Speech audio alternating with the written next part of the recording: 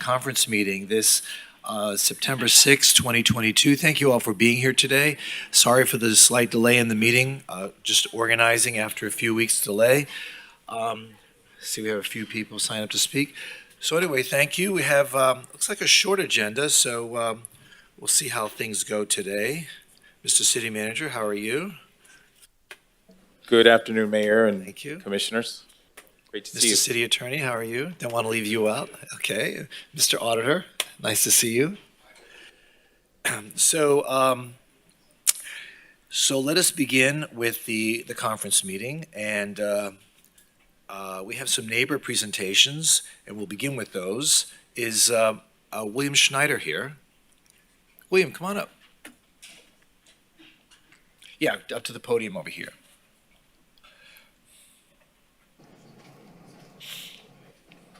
How are you this afternoon? Okay, how are you? Good, great. Yeah. So, Ready for me? yes, sir. Yeah, I'm here. There's a current situation going on at George English Boat Ramp that I have owned and operated a legal business in this city for several years that has been shut down. They say you're no longer allowing jet ski rental companies to use the ramp. When you apply for the tax certificate and the business license, they make it very clear you're not allowed to stage your business there. You're not allowed to take money there. You're not allowed to advertise or do any repairs. You're simply allowed to go there, use the ramp, and leave. That's what I've done for several years since I started my business in '06. I started jet skis in around 2014. In that time, I have 0 violations. I have 2 kids at home that I support doing this. My business has essentially been shut down because of this decision. I understand you guys had problems with illegal operating companies at that ramp, and I agree, it was a problem. But that's not fair that legal operating companies that have done nothing wrong in all these years should no longer have access to that ramp. It's not fair. It's hurting good, hardworking people. I've had to lay people off. Essentially, I'm losing my business, and I have done nothing wrong. I don't operate out of that park. I understand they had an auction or a bid, which is a whole nother topic that should be on an agenda because I've been operating longer than all these companies, and I didn't hear anything about this bid. And I don't use that park to stage my equipment. I don't do anything. I simply use the ramp. And all that I'm asking, and I'm taking it to every step necessary, to just please allow me to go back to work. Because I didn't do anything wrong to not have access to that ramp. I'm not one of these companies that sits there all day or uses that as an address on Groupon or does any of these things. I have my business at 2892 East Sunrise Boulevard, which is about a quarter mile away. I shuttle my customers from my location to the ramp, put them in the water. I administer my tour. I do not leave customers in the waterway unattended. At no point in time do these people just take these jet skis and go. They have a certified instructor with them at all times. At the end of their tour, I bring them off the ramp back to their location where their car is, and they go about their day. In these years, I again will state I have had 0 violations. And now my employees have gotten a trespassing warning for doing his job one day by putting the jet skis in the ramp. And I beg of you guys to just please reconsider this decision. I have a good standing company in this city, and I'm being shut down for no reason. So, so my understanding is you actually have another place of business, right? Absolutely. I have a location that I have. It's 2892 East Sunrise Boulevard. And so why do you need the city site to Because the conduct your location business? is not on the water. It's not, and when you go and get the business license, Right. they ask you, obviously your location's not on the water. How do you intend on using the Oh, I ramp? see. And I they see. explain to you, like that list that I just said, you can't take money, you can't do contracts, you can't do repairs, you can't stage your equipment. There's a list of things they state, and they make it very clear what you can and cannot do. I do not do any of these things. And you say that the jet ski operators that are launched from that site are always accompanied? With my company, Yeah. absolutely, every single rental or tour, I don't call them tours, every single operator tour is accompanied by a state FWC certified guide. Yes, every single one, because I got $15,000 jet skis. I'm not just going to give them to any random person unattended, and not to mention the safety factor. Well, we did have a problem. With that, I know that, I agree, trust me, and know I we did. agree, there was a huge problem. My company, I lost business to these companies, but I am not one of these problem companies, but I am being affected by this.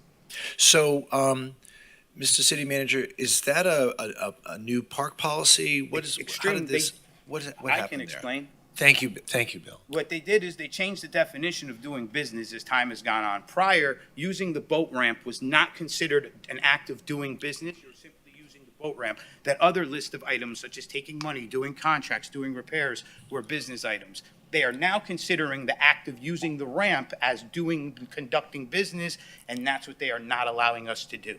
Okay, I get it. Okay. That's not Thank actually you. correct, Mayor. Sorry. The interpretation didn't change. The rule's always been there.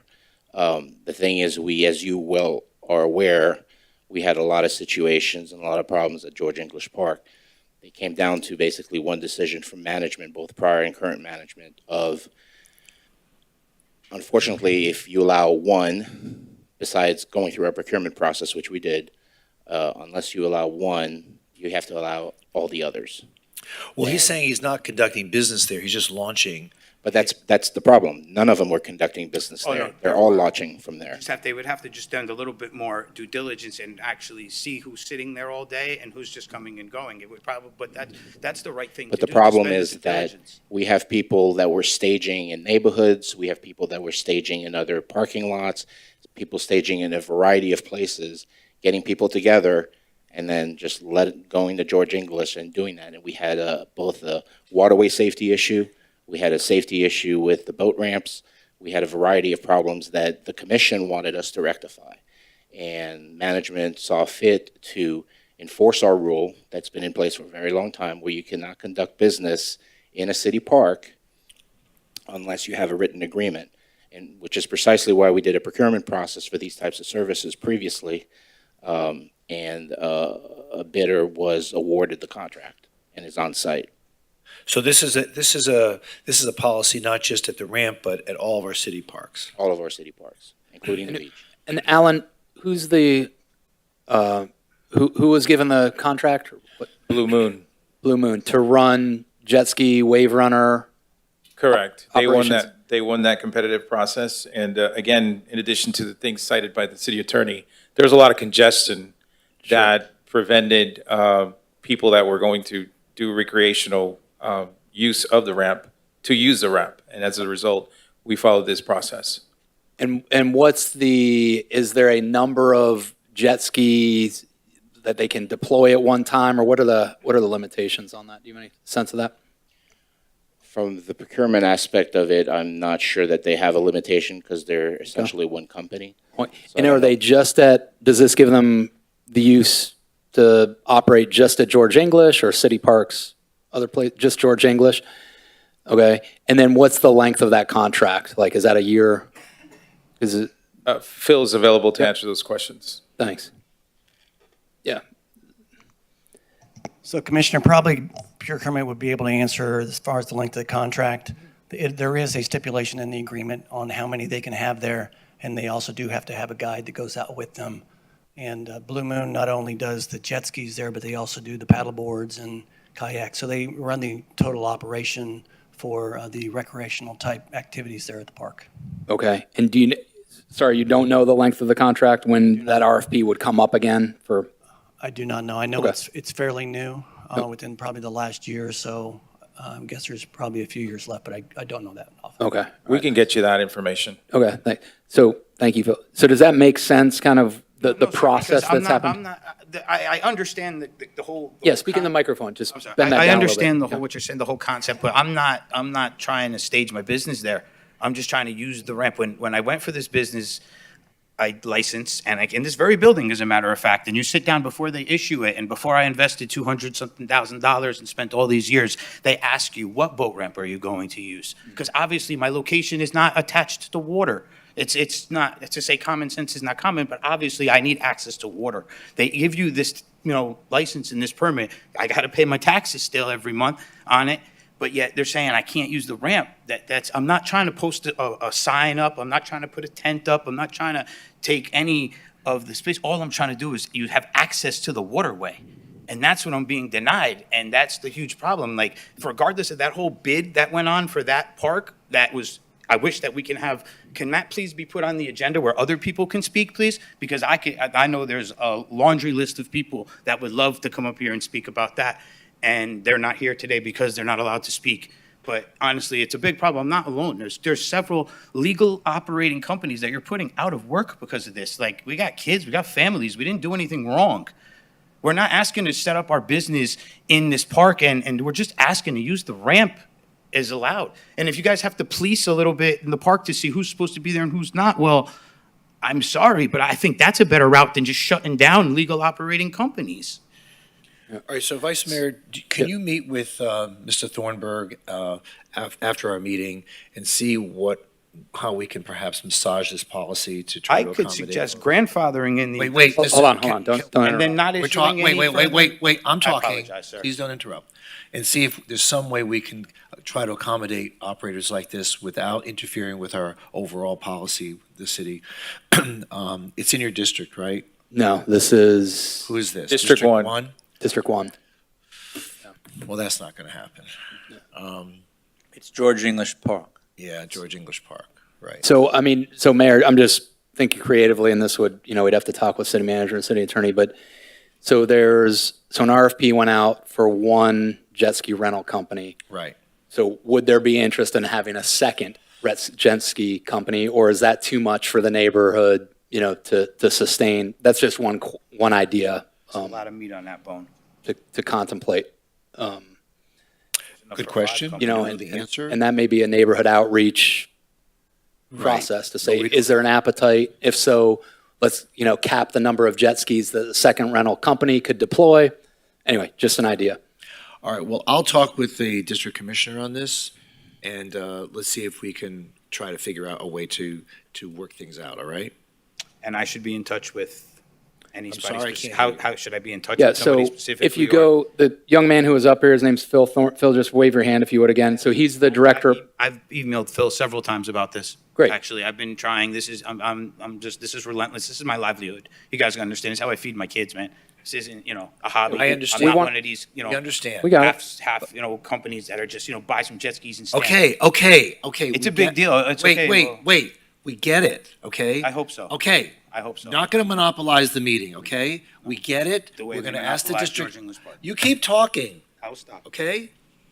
We're gonna ask the district commissioner to meet with Mr. Thornburg and see if there's a way to try to work something out for you, and without having to frustrate the policy of the city. So we hear your message, and we'll take it from here. So district commissioner's not here right now, but when I do get to meet with her, I'll bring it up to her, okay? Well, I appreciate your time, and I'm sure we'll Okay, be okay, on this thank further. you. I understand your frustration. I understand it's your livelihood. I understand you have other people that you've employed, so I get the anger and I understand all that. So we're gonna see what we can try to do. Thank you. You're welcome. Mr. Schuler, Richard Schuler, are you here? Yeah, come on up. This is regarding vacation homes.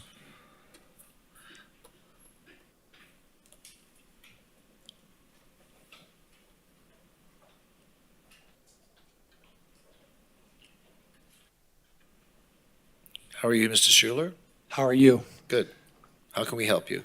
Mayor Trellis, I was wondering if I could have Chris talk for me because he's a little short-winded and would make the meeting go much quicker than Chris is back here. Go ahead. Could that happen? You want someone else to speak on your behalf? Can we do that? Okay. Thank you. Chris?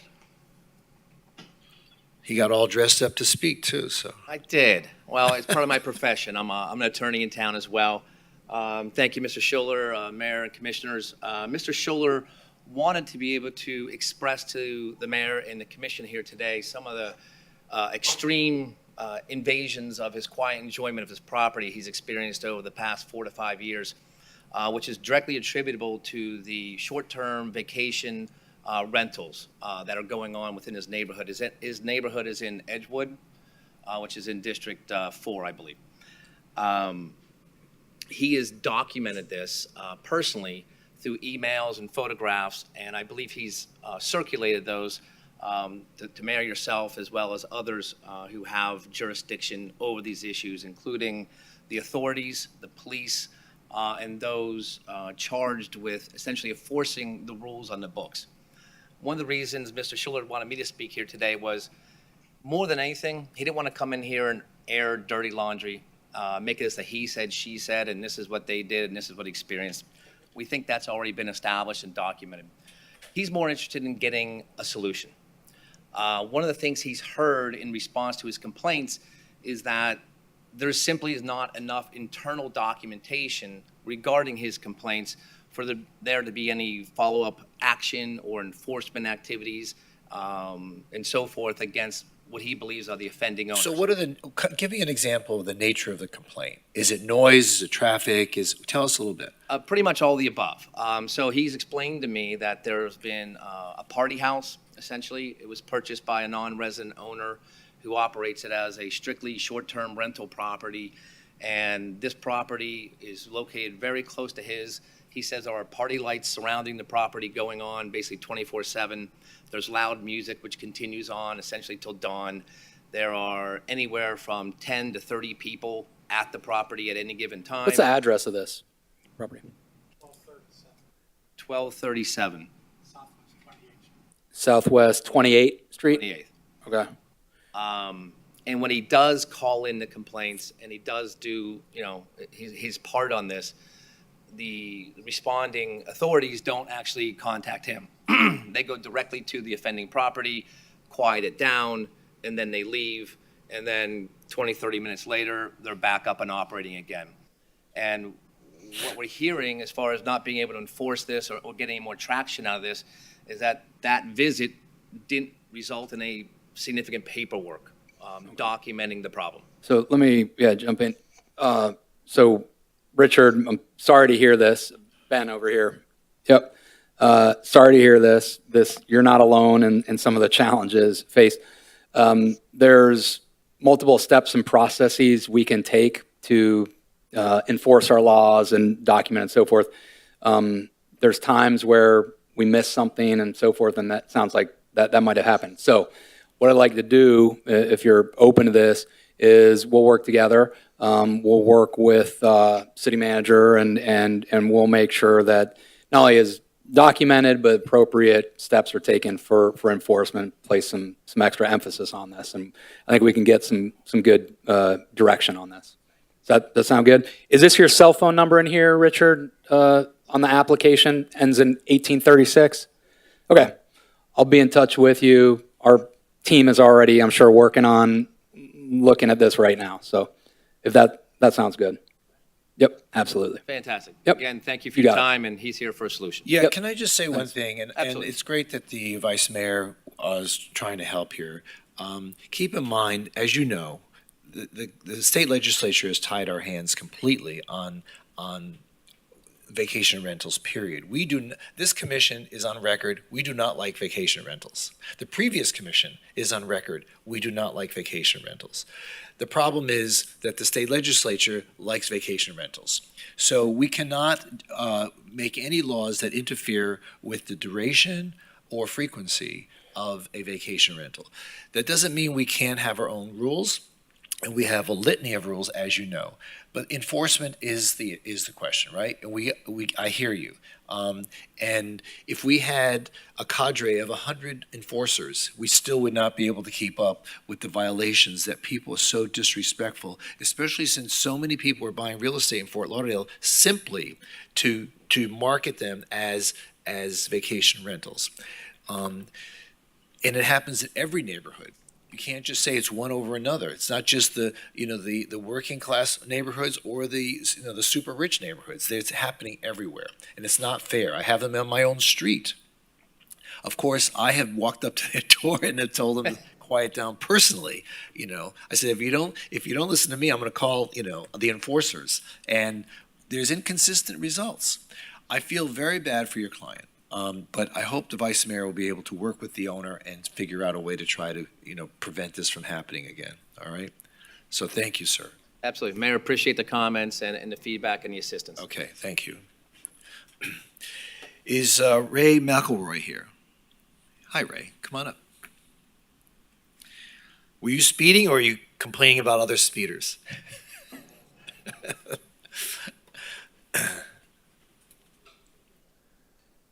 Who's this gentleman with you? He's one of ours. How do I expand it?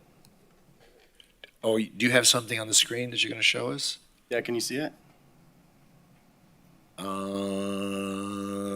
Yes. Okay.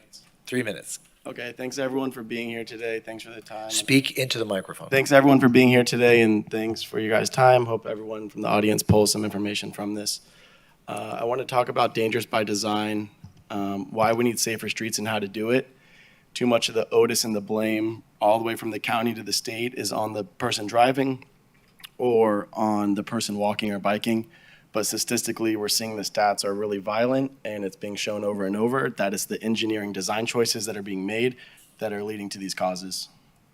I learned my life lesson at 14. I lost a friend crossing South Dixie Highway in Miami. It was a Sunday afternoon. A car took a right. He floored through the yellow. He hit him, and we had the right to walk. So when I was young, I was told that it was all about he didn't look correctly. We came off the metro. It didn't make sense to me then. Now as I'm older, I'm understanding why was there a road that someone could go 50 miles an hour next to City of Miami's largest public transit system. Where are you talking about in particular? I'm talking about City of Miami right now. Oh, It's kind of what led me We have into no this. jurisdiction over them. Sorry, yeah, Okay. sorry. This is what brought me in. This was way back in the day in 7th grade. They always say look twice. They put the onus on the kids, but really it's the engineers making the decisions who need to take a level of responsibility. So we're gonna look at some numbers real quick. Dangerous by Design just came out. We're looking at number 14 for the Miami-Fort Lauderdale-Pompano Beach Metro in the whole U.S. And mind you, the U.S. is one of the worst countries for pedestrian violence. 954 people dead in 4 years. It's a lot of people. These are people walking, biking, getting groceries. Usually it's poor people who ride the bus. It's bad. Florida particularly is 3,420 deaths. So if you think FDOT's going to be our friend in this fight, they're not. It's going to be up to us to go against FDOT. These are crazy numbers. This is just a really graphic map of the South Florida Metro. Each dot represents a pedestrian killed. As you can see, the whole thing is just colored in. That's not normal. We shouldn't accept this as normal. This is a detailed map of Fort Lauderdale, and you're gonna see a couple of things. You're gonna see that the deaths line up basically in a row. What you're looking at is major arterial roads where FDOT has decided to emphasize speed, car vehicle speed, not necessarily the speed of flow of traffic, over all else. And these are the results you get, almost a near perfect grid pattern. You see super heavy deaths on Oakland, Sunrise, Davie, US 1, and 441 out in the Plantation area. Again, this is not normal. We're accepting this as normal. This is not normal. Here's how the United States is doing in terms, and mind you, Florida's number 2, so you can just basically change that to Florida, and it just shoots right up. Here we are compared to our other industrial peers. And if you're following traffic data and traffic fatality numbers lately, 2018 to 2022 has been the most dangerous year on record. It's going to surpass the blue and almost hit up to 15 per 100 million kilometers walked. Compared to these other countries, this is unacceptable. All right, 3 big numbers here that we want to talk about. Number 1 is a super hard one to regulate. It's guns. 19,000 people died of homicide last year in the U.S. 42,000 people died of breast cancer. Also, that's so hard. That's so expensive to fix. 42,915 people died of cars, vehicles, pedestrians walking. It makes no sense. This is something that we have the tools, we have to know how other countries are working. So I'll keep going fast. Okay. Sorry. It's time we all take responsibility. Why we should slow the roads. We want to save lives, better quality of life. People walk and bike. You have a healthier populace. You're going to have an increased tax base. Right now, Davie Boulevard, Broward Boulevard, Sunrise Boulevard, you're not going to see big investment dollars in those areas until we take those arterial roads back from FDOT and slow them down drastically. We're looking at huge developable land trunks, and we're seeing reverse outflows where we're spending more on them and having decreased incoming tax revenue when it should be the opposite. And it's a winning election issue. Safety is a bread and butter issue. How we get there, this is the last part. Be fast. We diagnose the dangerous streets. We need to make a streets team in the city of Fort Lauderdale and diagnose where we're going. So here we go. Las Olas, very safe, 15 miles an hour. This is Broward Boulevard, 30 to 50 is the most deadliest. And then we have safe again, which is equivalent to the turnpike. We need a differentiate between a street, which is on the left, and a road, which brings us from A to B on the right. Streets build value, roads get you to A to B. When you do both, you end up with a mess, bunch of fatalities. Utilize staff. Karen Warfel in your city is amazing. I've worked with her on FDOT multiple times on things. I go to take on FDOT.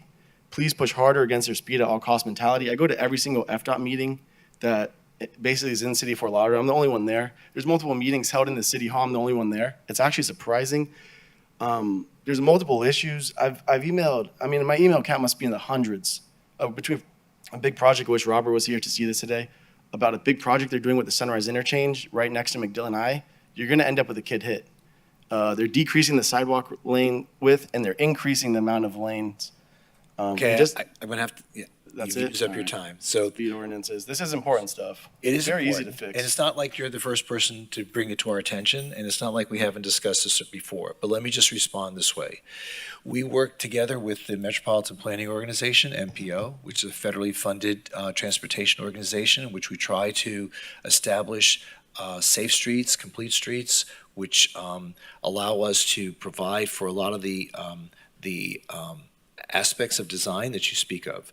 The city continues to do its best. On the other hand, another component to all this is pedestrian conduct and just let me finish. So last week I had, okay, I won't talk anymore because you just keep shaking your head no, so I'm not gonna continue. It's Thank you not very fair- much thank you very much for your presentation. We appreciate it, and we'll continue to work in I'll that end it on regard. this, but that's not a fair mentality to blame pedestrian conduct. Okay. It's not. Those two kids who were hit on Wetland Manors on 4th and, I mean, they were just in their yard playing. It's time we stop blaming the people and blame the design engineers. Okay, thank you so much.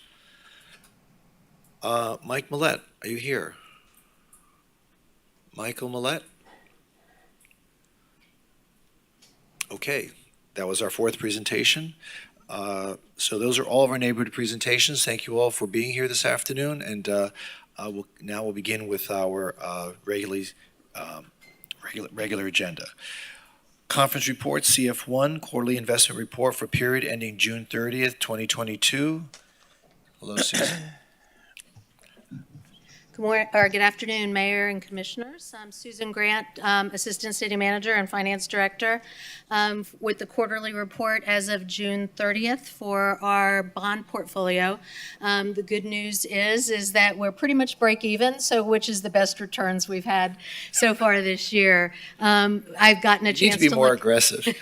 I've had a chance to look at our July reports, and those numbers are continuing to trend positive.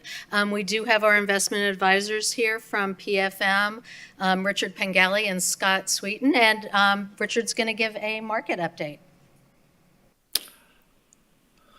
Welcome back. Good afternoon. My name is Richard Pengelly with PFM Asset Management. With me, I have Scott. I know you're tall, but I need you to talk into the microphone. Oh, sorry. Is that better? Much better. Okay, all right. As I said before, I'm Richard Pengelly with PFM Asset Management. With me is Scott Sweeten. Just very briefly, as I'm sure you've all seen, we're sort of in the hands of the Fed once again, where the market is sort of reacting to every piece of data that comes out that might give some clue to what the Fed will do at its next meeting. This year, the Fed has been very aggressive in raising interest rates in an effort to curb historic inflation. We're at 4-decade highs in inflation levels. The downside of that is that the rapid change in rates is depressing market values for your existing holdings.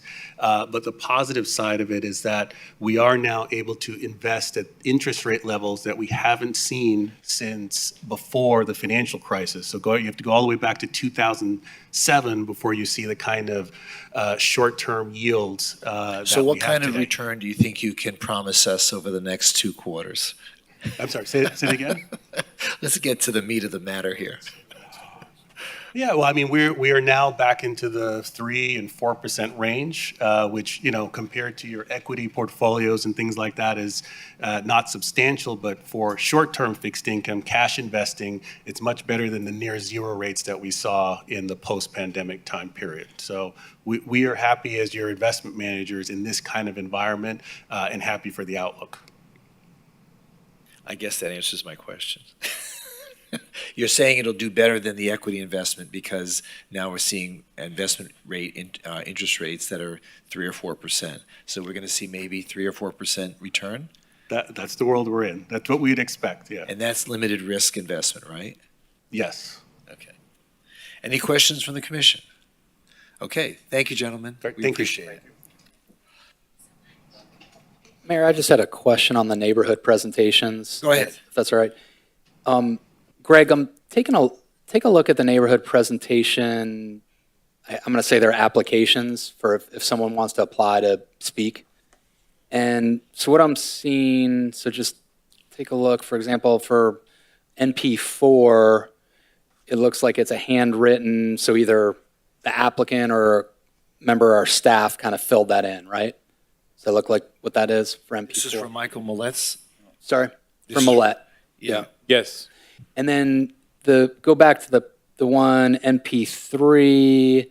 It's the pedestrian, gentleman who was talking about pedestrian fatality. This is typed, so it looks like, I don't know, maybe he submitted this online. It's a city clerk function. It's a city clerk function. Great. Yeah, they're submitted online. Some people fill them out with hands, some people fill them out digitally, and then email them to us. Okay, perfect. So, They can- yeah, sorry. go They ahead. can also submit them to us in person, but normally they're sent. Okay, so as I'm looking at, that sounds good, all makes sense. I'm looking at, let's see, Mr. McElroy's, and there's no like contact information for him. Can we kind of have some way to get in touch with these folks if we want to?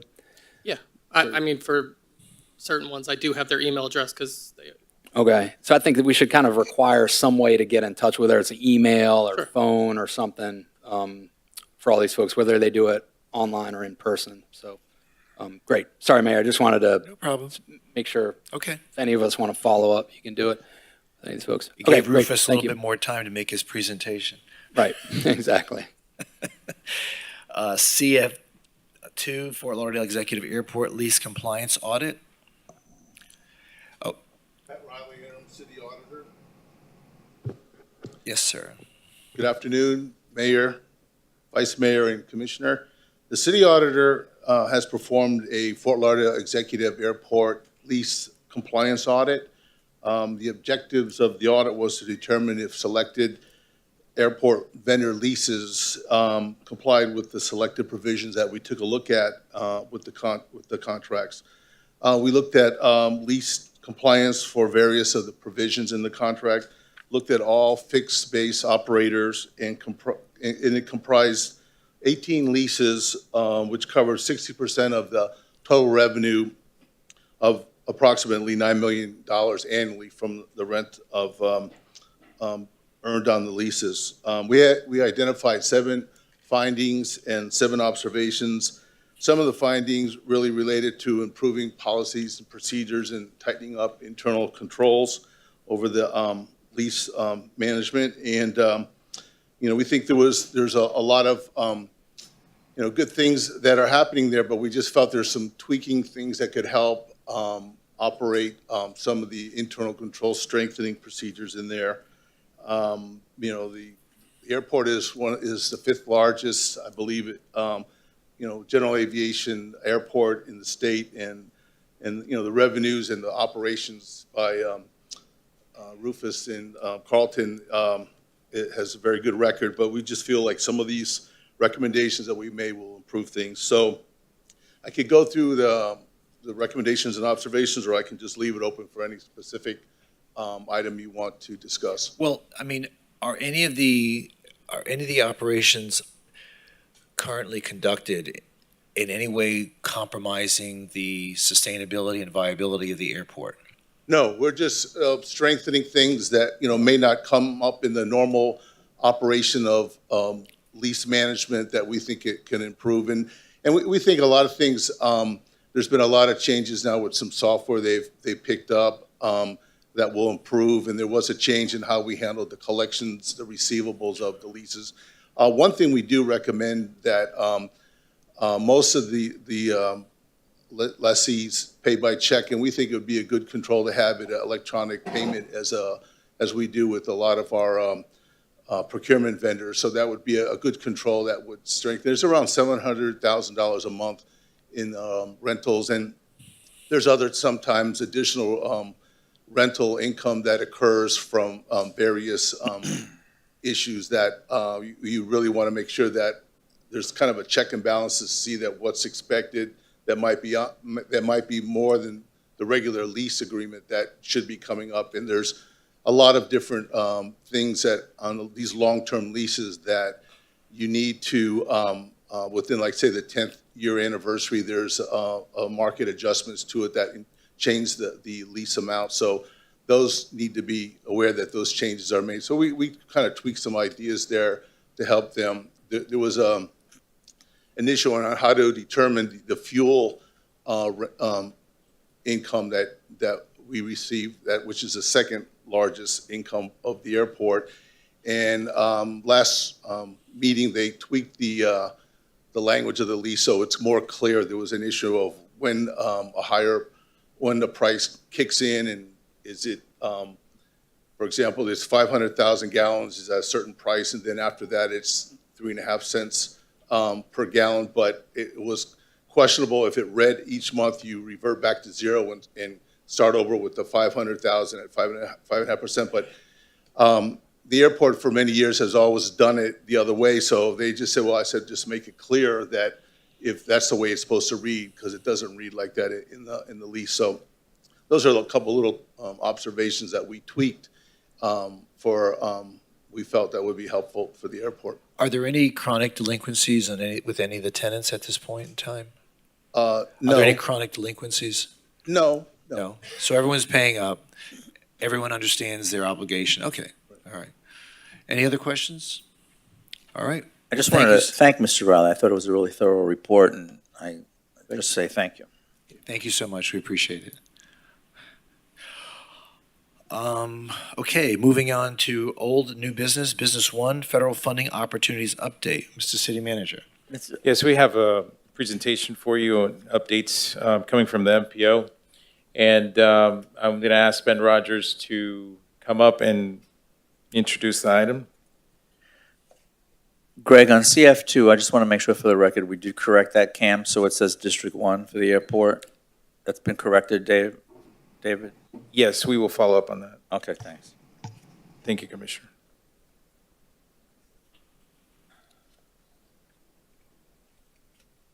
Good afternoon, Mayor, Commissioner Ben Rogers, Director of Transportation Mobility. The MPO was scheduled today to come speak to you on some of the federal grant opportunities and what they're working on from their agency and the regional lens. And then city staff was going to talk to you about some of the projects we're working on. Unfortunately, there were some scheduling conflicts that came up, and the MPO was not able to attend today's meeting. They request that we defer to the next meeting, or I can talk through some of the issues or challenges that on some of these federal opportunities.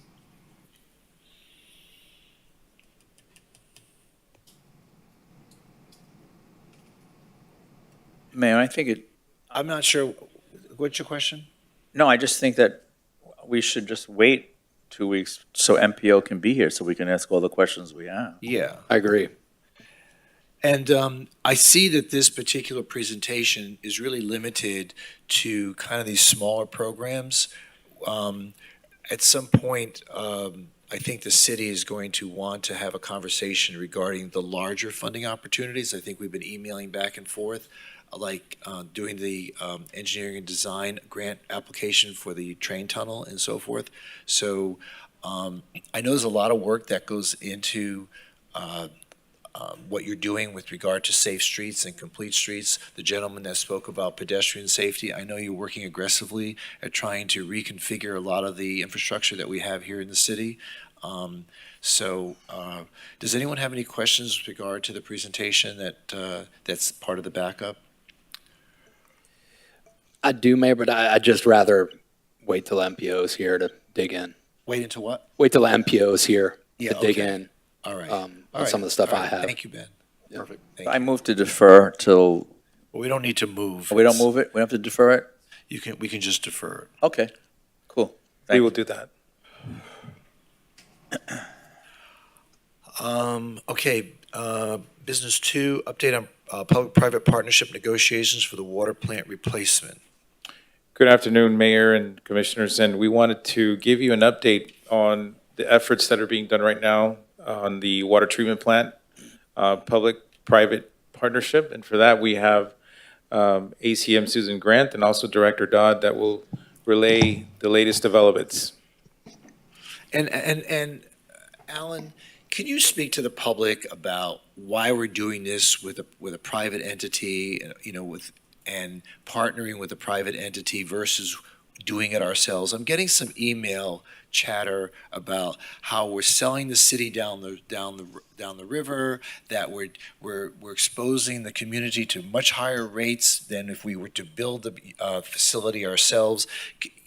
You're Director of Public Works. Could you please educate all of us as to how we would respond to those types of inquiries? Yes, Mayor and Commissioners. And please speak into the microphone. Oh, okay. Can you hear me better now? Yes. So I've seen some emails where people believe that we're privatizing the water system, and that is not what we're doing here. In this case, it's a public-private partnership where we are working with a private entity to construct and operate a water treatment plant. And there's a lot of benefits to this way of delivering a project compared to doing it ourselves. The Five Ash Water Treatment Plant is more than 70 years old. It has a lot of maintenance and operational issues because it's at the end of its service life, and it needs to be replaced in order for us to continue being able to provide safe drinking water.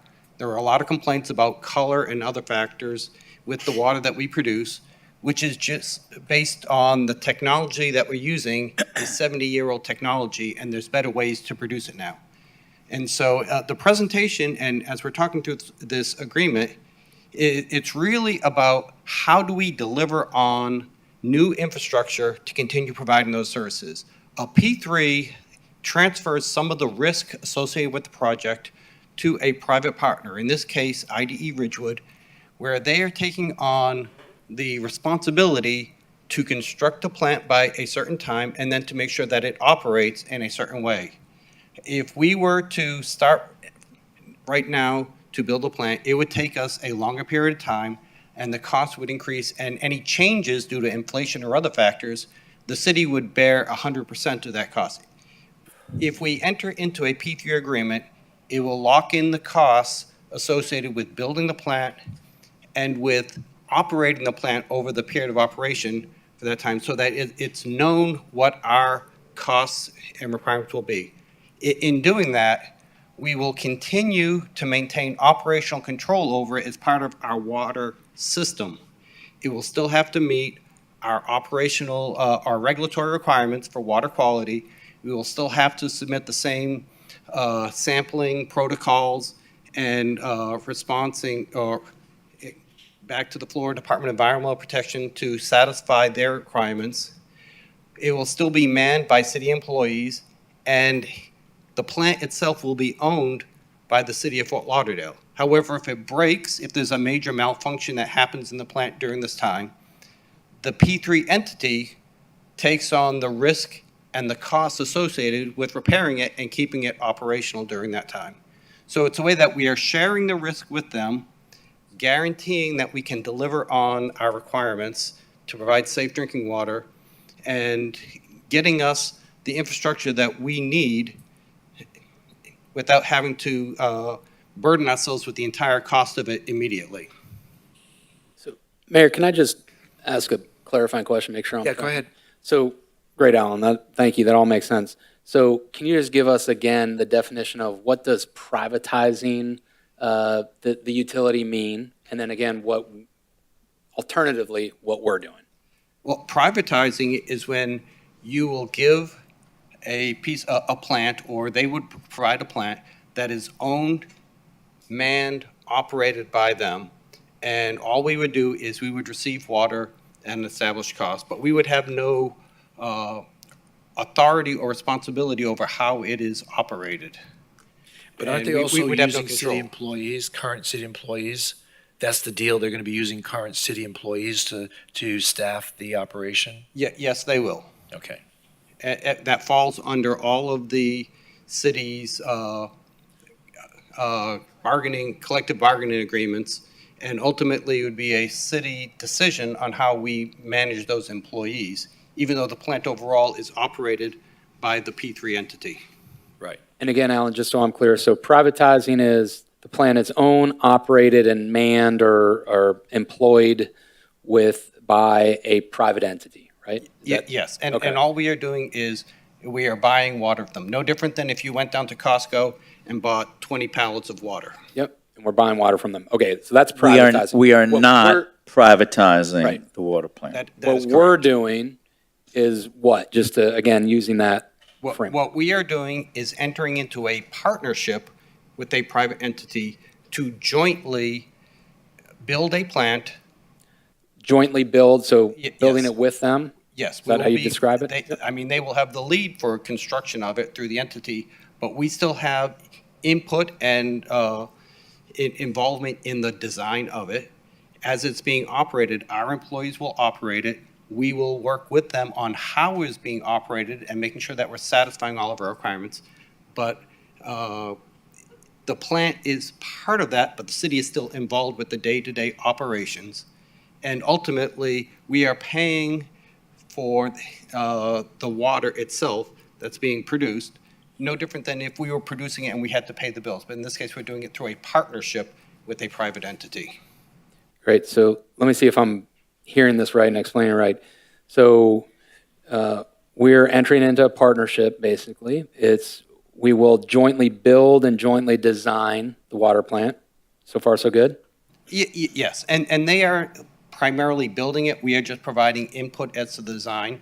We have a lot of concerns about it, that it is designed and constructed in a certain way to produce a certain quality of water. And there's been a lot of back and forth on exactly what that criteria will be and how it will be incorporated into the design that they are doing. And then would you describe what we're doing as the city operating the plant? Or is it jointly operating? Or Our employees will be staffing the plant. They will be operating it. However, it will be in conjunction as part of our water distribution system. So we are still involved in the operational decisions as to how it operates. that sounds to me like jointly operating and city staffing it. Yes. Is that describing that all right? Okay. Yes. Great. Thank you. Thanks, Mayor. I just wanted to get You have any clear. 'Cause- questions? Mayor, I have just one question. Go ahead. So, Alan, and thank you. And by the way, thank you for also responding. I know I forwarded you some of the emails we received today from some of the neighbors claiming that we're privatizing the water plant. Thank you for your detailed explanation where we are, how we got to this point, what we've already approved as a commission. So let me ask you another question. In those emails that we received, there was a claim that because of this, quote, privatization, the rates will be significantly increasing. And we know there's going to be an increase in rates. Would there be any difference if the city did this as an RFP or just totally built it ourselves? Or, in other words, will rates go up no matter what? And if they do, what would be the delta between how we're doing it now versus if we took this responsibility on ourselves? Yes, Commissioner, and that's actually one of the slides that we'll be going through today. Okay. And Susan will be able to really talk the financials. There will definitely be an increase in costs, whether we built it ourselves or the P3 entity built it, because it's a brand-new plant. And the rates will have to adjust, reflect that. But the costs are very similar, you will see in this presentation, and comparable. But again, the P3, based on where they are in the process right now and the ability for us to lock in that right now, reduces the uncertainty versus if we were to start going through an RFP process now and 2 years from now catch up to where they are, there would be an increase in cost, inflation factors, other things will get into play that could drive the cost much higher. So that there is risk with us doing it compared to where we are with the P3. Thank you. Thank you, Mayor. Okay, continue. Okay, thank you very much. So, we only have 5 slides here, and we'll try to get through them pretty quickly. But I do want to point out that we have a number of experts in the audience from Hazen and Sawyer, from IDE, Ridgewood, from Kiewit, who is the construction partner, as well as city staff, to answer any questions you may have at the end of the presentation. So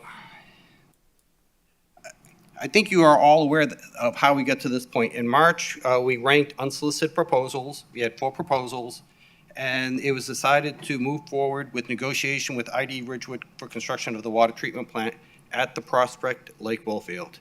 In May, the commission approved an interim agreement, and what that allowed them to do was to place a pilot plant to test out some of the membrane technology at 5 Ash to further refine how it would be constructed, as well as doing site surveys, soil testing and boring, and other studies at the Prospect Lake. When they submitted their proposal, it was based on the best information that was publicly available at that time. But once it was decided that we were going to start moving further towards a comprehensive agreement, we had to give them a lot more information about the quality of the water, going through what they would be building, how it would integrate into our system in order to determine what the final plant would look like. Okay, we have been conducting 2 to 3 meetings every week for the past 6 months, working with all of the partners to get through financial, technical details to form what would become the basis of the comprehensive agreement. When they submitted their proposal, it was based on a number of planning assumptions and items such as the Corolla report and estimates that couldn't be confirmed at that time. We have worked through those so they understand much better now what the exact condition is of the raw water coming out, what the site looks like, and how it would have to be operated and integrated into the water system. So where we are now is that we're very confident that what IDE Ridgewood is proposing in this P3 fully complies with all of our water quality, our regulatory and operational requirements, should we decide to move forward into constructing a new plant with them. It is very important to recognize that global conditions have changed significantly in the 6 months since we agreed to move forward with IDE. And this information, the numbers and costs that we are presenting to you, are based on those changes in conditions in demand supply globally for equipment and understanding of technical requirements. And you will see in the presentation that the total cost for the plant itself has gone up by approximately $100 million. While there has been changes in the cost, this proposal is still consistent with the objectives that you established for inflation protection, for risk transfer, and project delivery. And we are on schedule to bring to you on October 18th the comprehensive agreement and a labor services agreement, which captures all of the work and the discussions that we've had over the past 6 months. Okay. So this is a map of the current site where the plant is being proposed to be constructed, based on the site analysis and the surveys that they have done, as well as how it fits in with the well fields that are out at Prospect Lake. On the bottom of the slide, you can see a number of enabling works. These are things that, in order for this plant to be built at this location and then connected into our water distribution system, these are projects that will have to be also constructed. There's a number of changes in how the well fields will have to be configured to produce the water, pre-filtration to make sure that the water going into a nanofiltration plant is the right quality, a new pipeline to connect it to the 5S distribution center, as well as changes in the pumping system, SCADA systems, in order to deliver the water to the city's current systems. And so we estimate that would be approximately $150 million of 100% city responsibility in order to accommodate a new water treatment plant being constructed at this site. These are requirements, again, that we would have to provide for, construct, regardless of doing a P3 or if we did it ourselves. At this time, what I'd like to do is give it to Susan, and she's going to talk a little bit about the financial aspects on it. Thank you, Alan, and good afternoon again. So I'm just going to go through the original proposal and where we are now.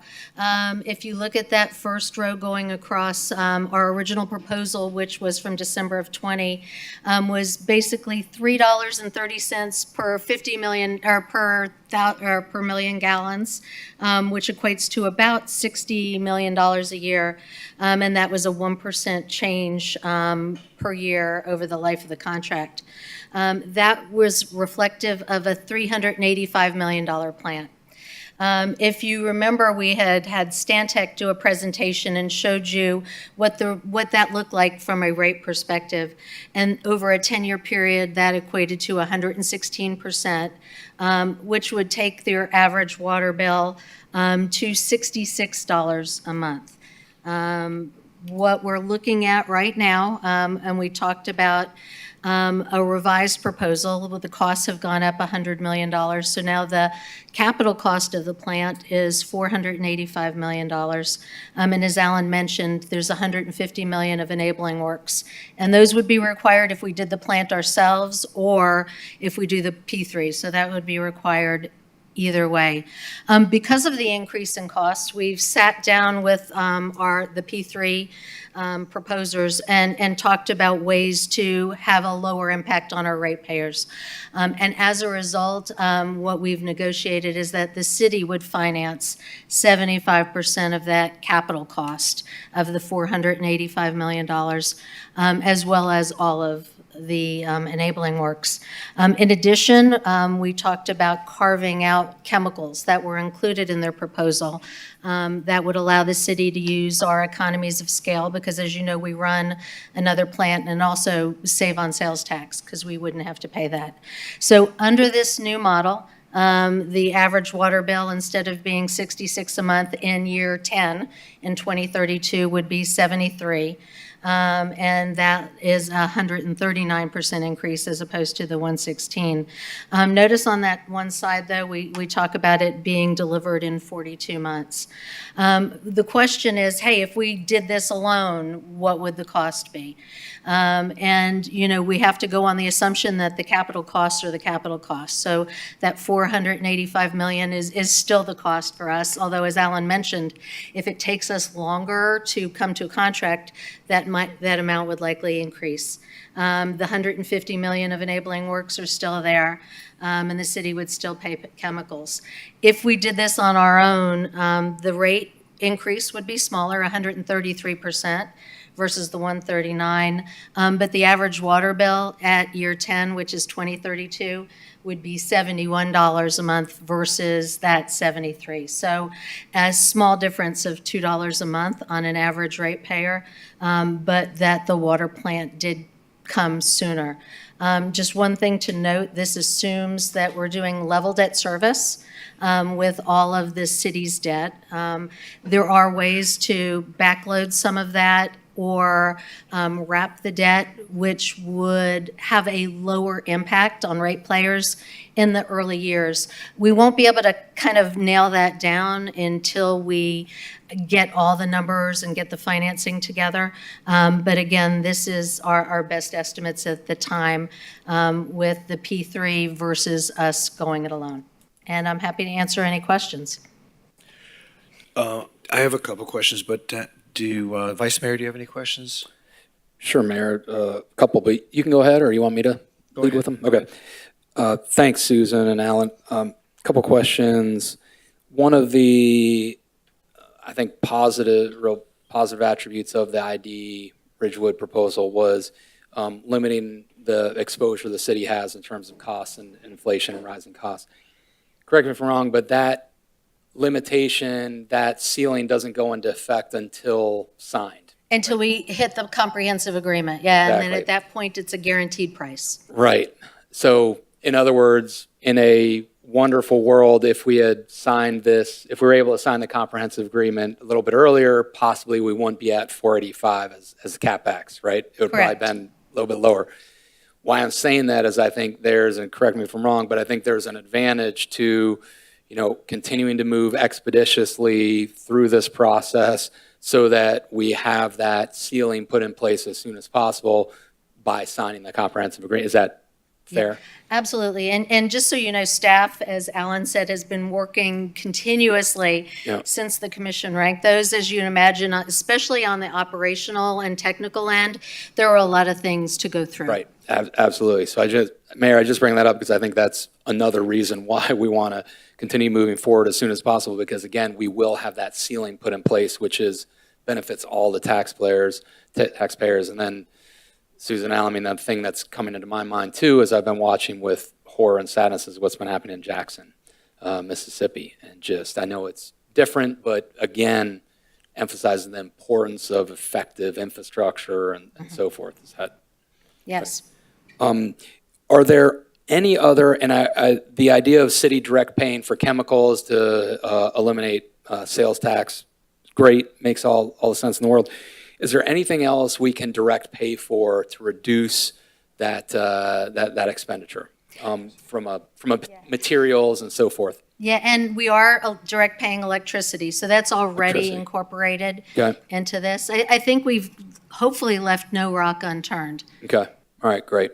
Okay. Thank you. Thanks, Mayor. Okay, Commissioner Glassman, do you have any questions? No, I'm good.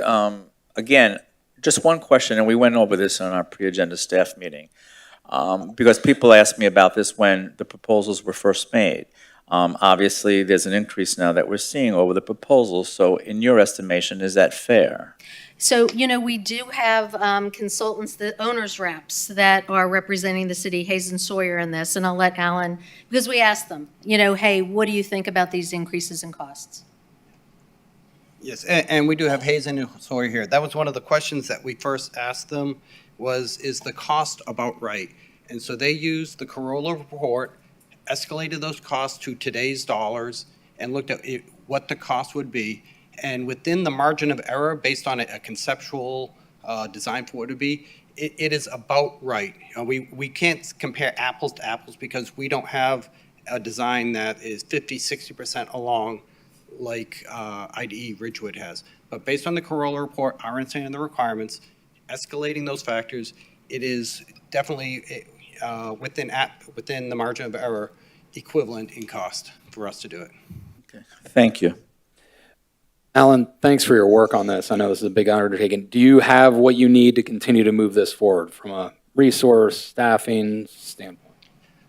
We do. I will say that it's not a small agreement that we're working through. There is a lot of technical requirements. We have been meeting multiple times every week to do it, and we are very, very close. So I feel very confident that by the second meeting in October, we should have an agreement that really captures everything that the city wants out of it, that they want out of it, and being able to make a good decision at that time. Okay, good. We are right on track for that. Thank you. It's great. And Alan, I'm assuming you're working closely with this, or what's your role? We are. We're focusing while Alan and Susan are well handling those topics. We're working on the labor services agreement aspect of it on the labor side. So there's a few issues we need to lock down and iron down, but I think optimistically, again, I think by that time we'll be able to get those ironed out, and because we do have multiple unions to deal with and issues that come up, both related to the collective bargaining agreement and those that don't entail the collective bargaining agreement. But I think we'll have everything wrapped up in time. And great, thank you for your work on it. And from a comprehensive agreement standpoint, such a big substantive agreement, are we employing outside counsel? Do you ever? Yeah, we the commission, upon our recommendation, hired outside counsel to assist us with that. So we have those folks on the ground working on a draft. I haven't seen a draft yet because they're still sort of going back and forth before we put true pen to paper and really start ripping it apart. But they're working on it. Okay, great. Thank you. Thank you. I mean, this is an enormous undertaking for any community, but I think that, what we're seeing happen in Jackson, Mississippi, we don't ever want to see happen in Fort Lauderdale.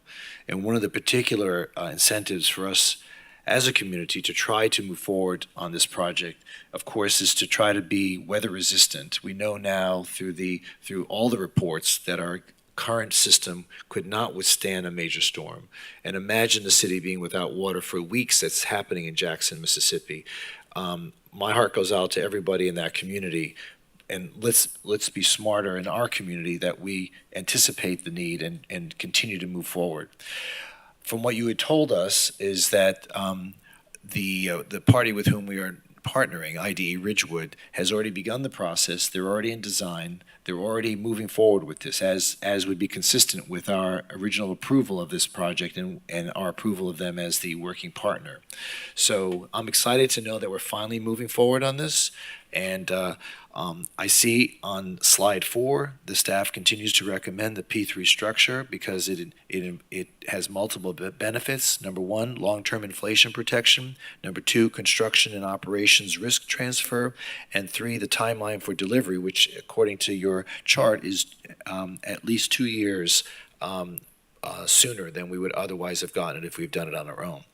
So I applaud your efforts. I applaud everyone on the staff who's worked on this. Omar, thank you so much for your expertise in adding to this.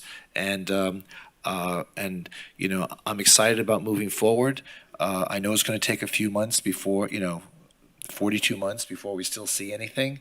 But within my lifetime, I'd like to be able to turn the tap and see clear water, not yellow water. So I have one person who has signed up to speak. So if there are no other questions from the commission, you're welcome. Yes, Susan. Yeah, Mayor, just one follow-up item. As you see on that last slide, we're talking about bringing the comprehensive agreement and the labor services agreement. Yeah, the 18th. The week of the 18th. October. At that point, we would start the debt process. Okay, great. And we imagine that would take about 6 months until we are able to close on that. The way the agreement will be written is that the equity piece, their piece will go in first before the city's debt piece goes in. And before we bring that to you, and like I said, I expect it to be about 6 months, we'll also be bringing the recommended rate changes that will be required to support that debt. So just kind of keep that in mind as we go forward, what those next steps are going to be after the comprehensive agreement. Okay, great. Thank you so much. I now see there are 3 people who signed up to speak, so thank you. Victoria Olson, is Victoria here? Yes, thank you. Hi, Victoria. Followed by Tricia Halliday, followed by Mary Furtick. Hi, I have some handouts. Want to give it to the clerk? You give it to the clerk. Give it to the clerk. Give it to the clerk, please. Great, thank you. Hi, good afternoon. My name is Victoria Olson. I live in Oakland Park. I'm also here representing Sierra Club. I'm sorry to wait this long to come and speak about this. It's now come into our face. It's this proposal, and okay, let us start from the beginning. P3 partnership is privatization. There's no way you can sugarcoat P3 partnership is privatization. In the handout I'm giving you, and I'm not going to read it all because I have 4 pages of information, it is going to make our rates go up. We're going to lose control. Unfortunately, in this handout, there are links. In New Jersey, they privatized 4 different utilities. Every single one of them, including their water utility, was a disaster. One after another has gone back to city-owned. I think, unfortunately, somebody didn't do their due diligence in looking at all the aspects of other cities who have had privatization or P3 partnerships with their utilities have not turned out to be good at all. Unfortunately, you think that tunnel is wonderful. It's going to cost the city a lot of money. I think that tunnel is very frivolous, not necessary. And if anything, that money should be going to our new water treatment plant. I live in one of the municipalities that's going to be, it's going to affect us. Our prices, the quality, everything about it is not a good thing. There are so many different options. One is the Clean Water Trust Fund. where we can get low-interest loans from the federal government. 2, the mayor from Miami got a $44 million from the infrastructure to build their project. I don't know why. Nobody has looked out to the other options, and I'm sorry the gentleman who was here that wanted to talk about federal grants did not get a chance to speak, because he probably has a lot of other ideas. I think that we are taking the wrong direction in doing a P3 partnership. Again, that is privatization. Another thing, Sierra Club is very disappointed in the mayor, because when we interviewed you, you spoke about a lot of sustainability issues, and one by one, you have not held up to any of the promises that you made to us. So, one, we're a little upset. Many of us live in the 4, 6 different municipalities and in Fort Lauderdale that's going to affect us, this water. Granted, we need a new water plant. I am not objecting to that. But my objection is taking on this partnership. I looked at Ridgewood. They're not even a company that's been in business that long. Why do we want to trust this company? Thank you very much for allowing me to speak and letting me share my concerns, and everybody in this room concerns about what we're doing. This is going to be the biggest disaster that this city has ever seen, is having a 3P partnership. But Okay. the other thing is, I would like to have all of this to be transparent to the public. The public would like to see all this information. Thank you very much for the time. You're welcome. Thank you for coming this afternoon. I just want to respond to a couple of the comments you made. First of all, this process has been going on for the last 4 or 5 years. We've had multiple meetings. We've had multiple public meetings. People have been invited to provide public input. There's been absolutely nothing kept from the public. You know as much as we do when it comes to this whole process. So I don't think it's fair to say that that there needs to be more public participation. In fact, we really need to get on with this job. And one of your statements is here, why the rush so the new commissions can't vote? We are not rushing this. This thing should have been started 2 years ago, and we need to continue to move forward on this because we are putting everyone at risk each day that we wait. We feel that we're doing a public service. Your comment about my promises during the last campaign and how I have failed to fulfill those promises. I don't think you're keeping a record of the efforts and the accomplishments we have made in our infrastructure projects, both sewer, water, stormwater, all focus on sustainability and viability of the city. I think it's unfair for you to make those characterizations. You come here and make these generalized statements without supporting any of your statements, and I think it's hurtful to hear things like that. When we come here, you're finished speaking, it's my turn to speak, and we come here twice a month, long meetings, and in between those long meetings, we have meetings during the week, every week. We work our hearts and souls to the point where, you know, we are doing our best to make sure that the people of Fort Lauderdale have the very, very best that is available today, whether it concerns public safety, whether it concerns infrastructure, whether it concerns traffic, all the things that we come to expect from our communities. Fort Lauderdale is at the very top of the list. So I commend my commission, who I've worked with for the last several years, who have all worked in concert to make Fort Lauderdale the great city that it is. And I don't think it's fair to start assassinating the character of our efforts when in fact this city has been doing a yeoman's job at trying to catch up for decades of neglect that the city and the community has deserved. So that's my response to your statement. Tricia. Good, thank you. I hope you can repeat it to your members. To the Sierra Club on tape. So I do have. Okay, we're completed. You've made your presentation. We appreciate it. I responded, and now we move on because Ms. Holliday has her chance now. Thank you. Hi, Trish. Good Afternoon. I did not come with a prepared speech. I did come in opposition of the privatization. This commission does seem to have a love affair with the P3s. And I do not think that, I think that the city, you have done a very good job. I think that the city is able to take care of this particular project by ourselves. I don't think that we need to team up with a private entity in order to do this. I think that we can do it. I have every confidence in our city staff. I really do. You know, I commend them for that. However, when I did get up here before, and I did say that we do have problems with some of our sewer pipes, I had Alan Dodd come up and say that, oh, no, everything's okay. Everything's not okay. But that's not what's on the agenda here.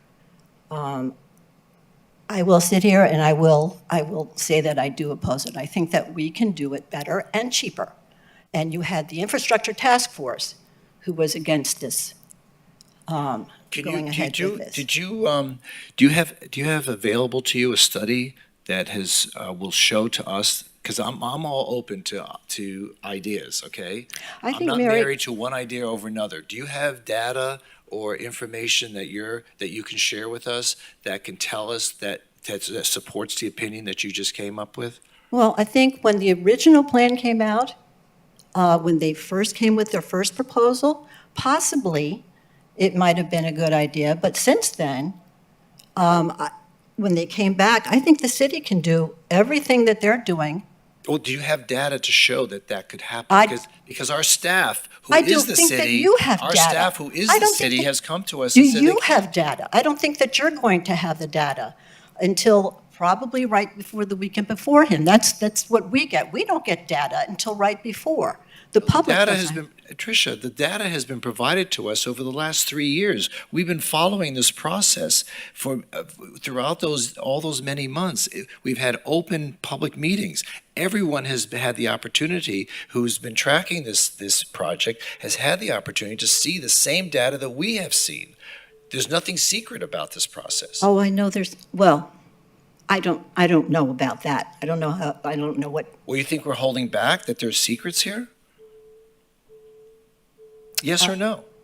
I have no idea what's going on. I don't know. I'm not gonna answer that question whatsoever. But as far as the Sierra Club is concerned, I'm just gonna get up here and I'm just gonna say I oppose this idea. And I'm gonna let Mary take this stand from here because she's a lot more articulate than I am. Okay, thank you. Mary Furtick.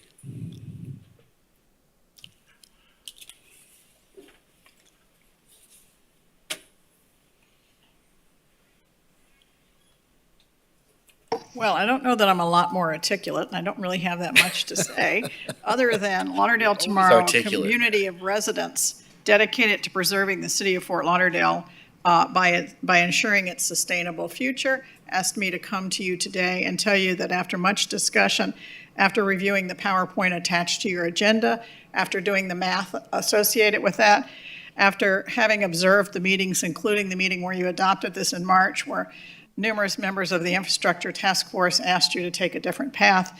We're here to support the recommendation that the infrastructure task force made to create an RFP to design and build its own water treatment plant. So there are a lot of numbers here, and I'm not going to ever even get into numbers with Susan because I know she's probably way, way, way, way better than I am. But by my calculations, you're now going to be on the hook for $513,750,000 instead of the $600 million.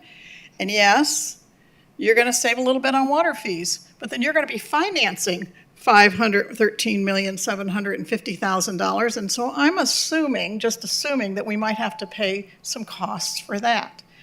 And so one of my questions after listening today is, what's the breakdown on costs between those two? We're really looking forward to the comprehensive agreement, and I'm glad Alan has been working with outside counsel, and we'll have that to you soon because I saw you're going to get it this week. So we're looking forward to reading that, and hopefully when that comes out, you're going to have a really robust conversation with the community about that agreement. I know a lot of the commission's leaving. I see two people aren't here today. I don't know the appropriate time to vote on this, but I hate to see it rushed. I know you want to save dollars. You've been at this since December of 2020. So I would say, take your time and get it done right. And to do it right, we still believe the RFP process suggested by the Infrastructure Task Force is the right way to do it. And one last question. Can I ask you a question? What happened, this is really to Alan, what happened with the potential ordinance on P3s? Is that in the process? Am I allowed to ask that? On the ordinance you sent me? We had talked, the commission had talked about creating a city ordinance for P3s. And I just want to know. Right. There's a presentation that Commissioner Moritas had asked for. We have that put together, and we can, if the commission wants the information, we can provide that. Okay, thank you. We were just kind of wondering where that was in the overall process of things. So bottom line, RFP, design and build its own water treatment, city build its own water treatment plant. Thank you. Thank you. So Alan, maybe you can help us out here. By any definition of the term privatization, would you characterize this process as a privatization of the water treatment facility? This Alan? I'm asking the other you. Alan? Yeah, you. Just call me Bob. No, I mean, the very nature of a P3 obviously is a partnership, which requires, and the statute is built and drafted in a way that ensures, so all the boxes that we're checking off as we're preparing this comprehensive agreement requires us to have what the statute requires, which is accountability to the public as well as the ability. So, for example, we have to own it. We have to regulate the rates. There's all these protections in place for the public because it's contemplated that it's going to be a partnership between a private entity and the public government. The onus behind the statute is to allow the investment by the private sector into government and obviously provide protections in that case. And it's also to assist in the influx of dollars and the influx of financing and the expertise that is often needed in these types of very large projects, which allows these two entities to come together and get this done more expeditiously and usually at a savings. So it's not privatization just because you use the resources and the technical expertise of a private party, and that's what the statute contemplates and that's why it has its protections in place and what we're trying to do right now and staff is doing diligently to make sure all those protections are in place. So in fact, it's not what those that think is privatization fear. Okay, thank you. Any other questions? There being none? All right, thank you, everybody, and we appreciate all the work that's being done. I appreciate that. By the way, the last time I counted, we had almost 10 P3 projects that we're doing, public-private partnerships through unsolicited proposals, right? That is correct. And the reason why we're doing it that way is because we are getting things done. We're not waiting, and this has always been our motto, the Can-Do Commission, and in the process, we have gotten so much accomplished in the last several years that, I applaud this commission for all the work that is done and to realizing the benefits of the P3 process. A lot of people seem to think that it's a nemesis, but to me, honestly, folks, we've gotten a lot done as a result, so thank you. Mayor, if I could also add, because the Infrastructure Task Force was brought up several times to us today about their recommendation to do an RFP, but I would mention that of that task force, the one person I think that has probably the most expertise on that task force was a former city engineer, Peter Partington. Correct. And he disagreed vehemently with the RFP and believed that the commission needed to move forward in this direction. So I just wanted to add that clarification. Thank you for bringing that to our attention. You're right. Thank you. He was the city engineer for many, many years. Yes, so we have our staff telling us that this is the way to go, and we have the expert on the Infrastructure Task Force telling us that this is the way to go. And staff is telling us that it will take at least 2 years longer if we did it ourselves, probably at the same cost. And as you said, we don't really have a lot of time to waste when it comes to safe drinking water. So I just wanted to bring those things to everyone's attention. Thank you. All right. We're well ahead of the closed door session, which is scheduled for 4:30. So should we do commission and manager reports now? We'll do that. So we'll start with the commission reports. Commissioner Glassman. Are you prepared? Are you ready? Yes. Okay. Thank you, Mayor. I suppose I should have asked the vice mayor first. Go right ahead. Yeah, I'm sorry. Oh, please, I'll defer to the commissioner. Thank you, though, Mayor. Very kind of you. Defer. It's okay. I'll take it away. Commission reports. So since we met last time, I've attended several solid waste working group meetings, and those are moving along really nicely. Our office also attended the Flagler Village Civic Association meeting. I had a good meeting. I spoke at the Greater Fort Lauderdale Chamber of Commerce Beach Council meeting last Friday on the 19th, I guess 2 Fridays ago. Also, South Middle River Civic Association met on the 23rd. On the 24th, had a good meeting with city staff and some of the Fort Myers city leadership. They were very interested in our marinas, Suntex in particular, and I wanted to thank city staff for taking the time to meet with those folks from Fort Myers who had reached out to us. Attended the reopening of Timpano on Las Olas, which was great to see that restaurant reopen again after several years closed during the COVID. Nice crowd, and it was really nice to hear all of the things that folks had to say about downtown and the direction that the city was going. I attended the Central City rezoning presentations, had a special meeting here at City Hall on the 24th, and I'm glad to see that that rezoning is moving forward as well. Thursday, had the pleasure of joining Suit, Stilettos, and Lipstick, a really wonderful organization that deals with disadvantaged women and disadvantaged children. That was on the beach at the Pelican Grand, and Dr. Elizabeth King and her group do such a great job there with what they provide for the community. So congratulations to all of them as well. Wednesday, August 31st, joined you, Mayor, at the Hendricks Isles seawall replacement groundbreaking ceremony. Terrific that that project is ahead of time.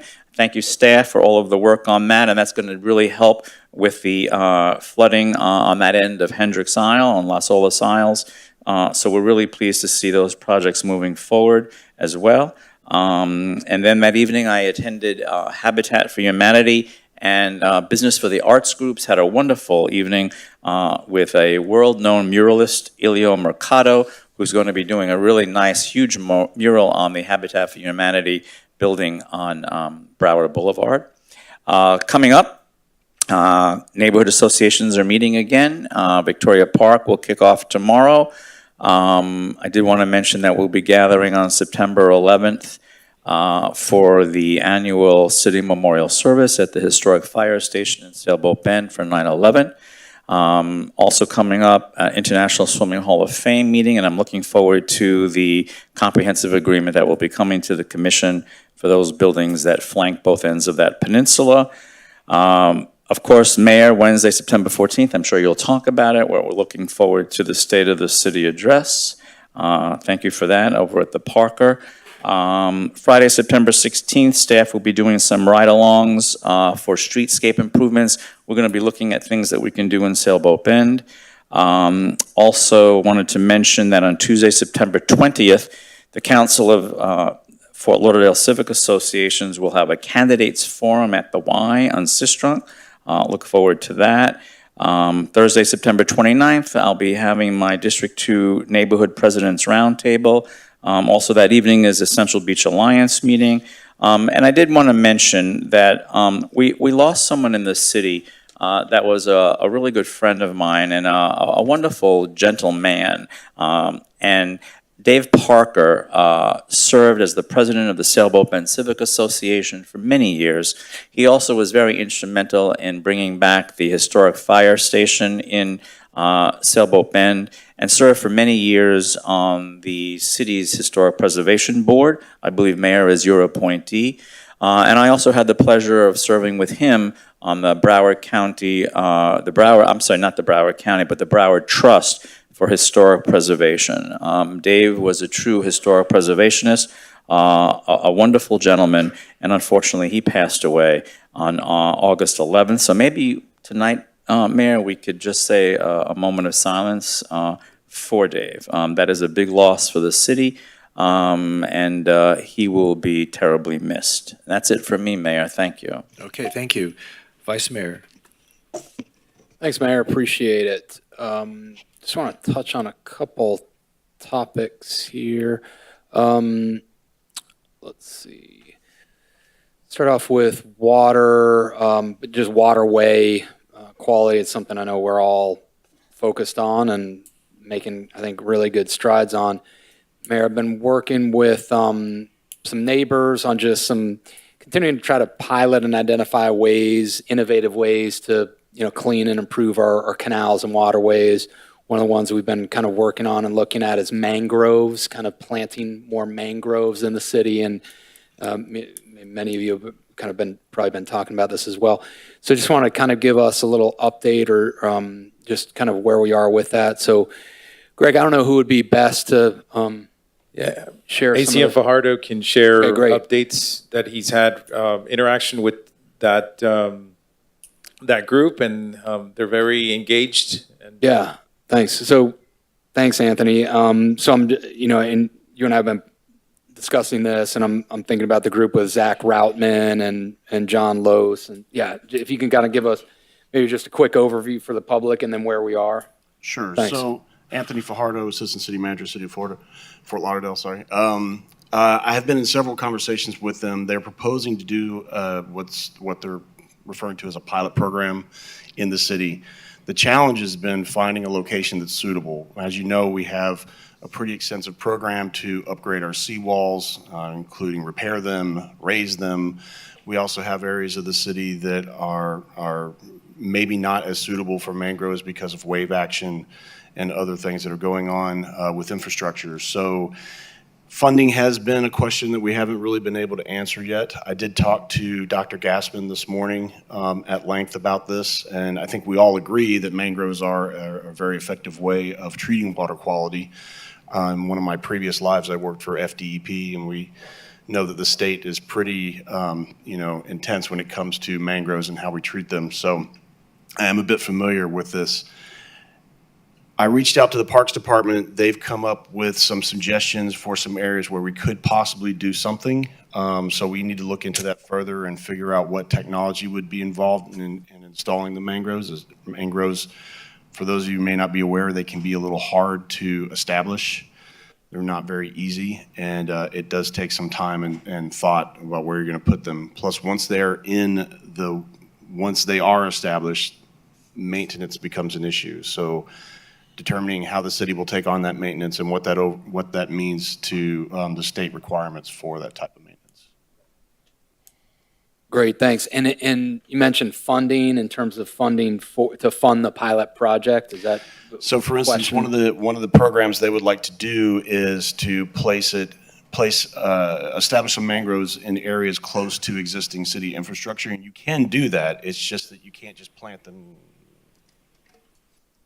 Did this go dead? Yep. All right. Yep. You can't just plant them in the water. You got there are some structures that have to go with them to protect the infrastructure. So depending on where you're going to put them, there's more to it than just putting a proper yule of mangrove in the water. Okay. So, Greg, I mean, as we think about budget hearing and Commissioner, I mean, that's something I'd like to explore of can we provide funding? I don't know what dollar amount, but that's something I'm very interested in. Certainly. So as we continue the discussions, ACM Fajardo is going to look at the scope, how much a pilot will entail, and definitely create a budget so that we can come back and get approval from the City Commission to get that done. Okay, great. And then tied along with that, and I don't, whenever the mayor comes back, I can update him as well, but, and I forget, Commissioner Glassman, if I've talked about this at a commission meeting, but New River Middle School is middle school off Riverland Road. And so they've been partnering with, exploring a partnership with us, with Find and others to do what we're calling a living coastline. So it would be mangroves there as well, and basically kind of treat it almost as a city park where during non-school hours, the public could visit. It could be a learning laboratory for children and so forth.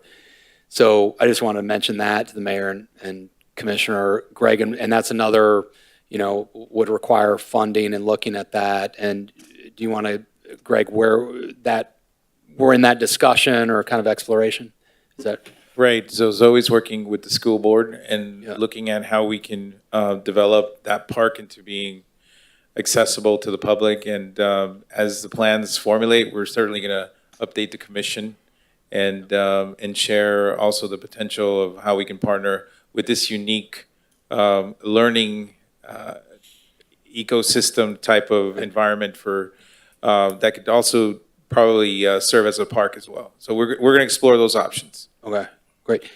Mayor, I just wanted to talk a little bit about, when you were gone, New River Middle School, and we're just exploring ways to partner with New River Middle School to build kind of a learning, living coastline of mangroves and a laboratory for the students, but also serve as a public park. And so it would come with some dollars, to support, but we're just exploring initial stages of exploring with Find and other state and nonprofit entities.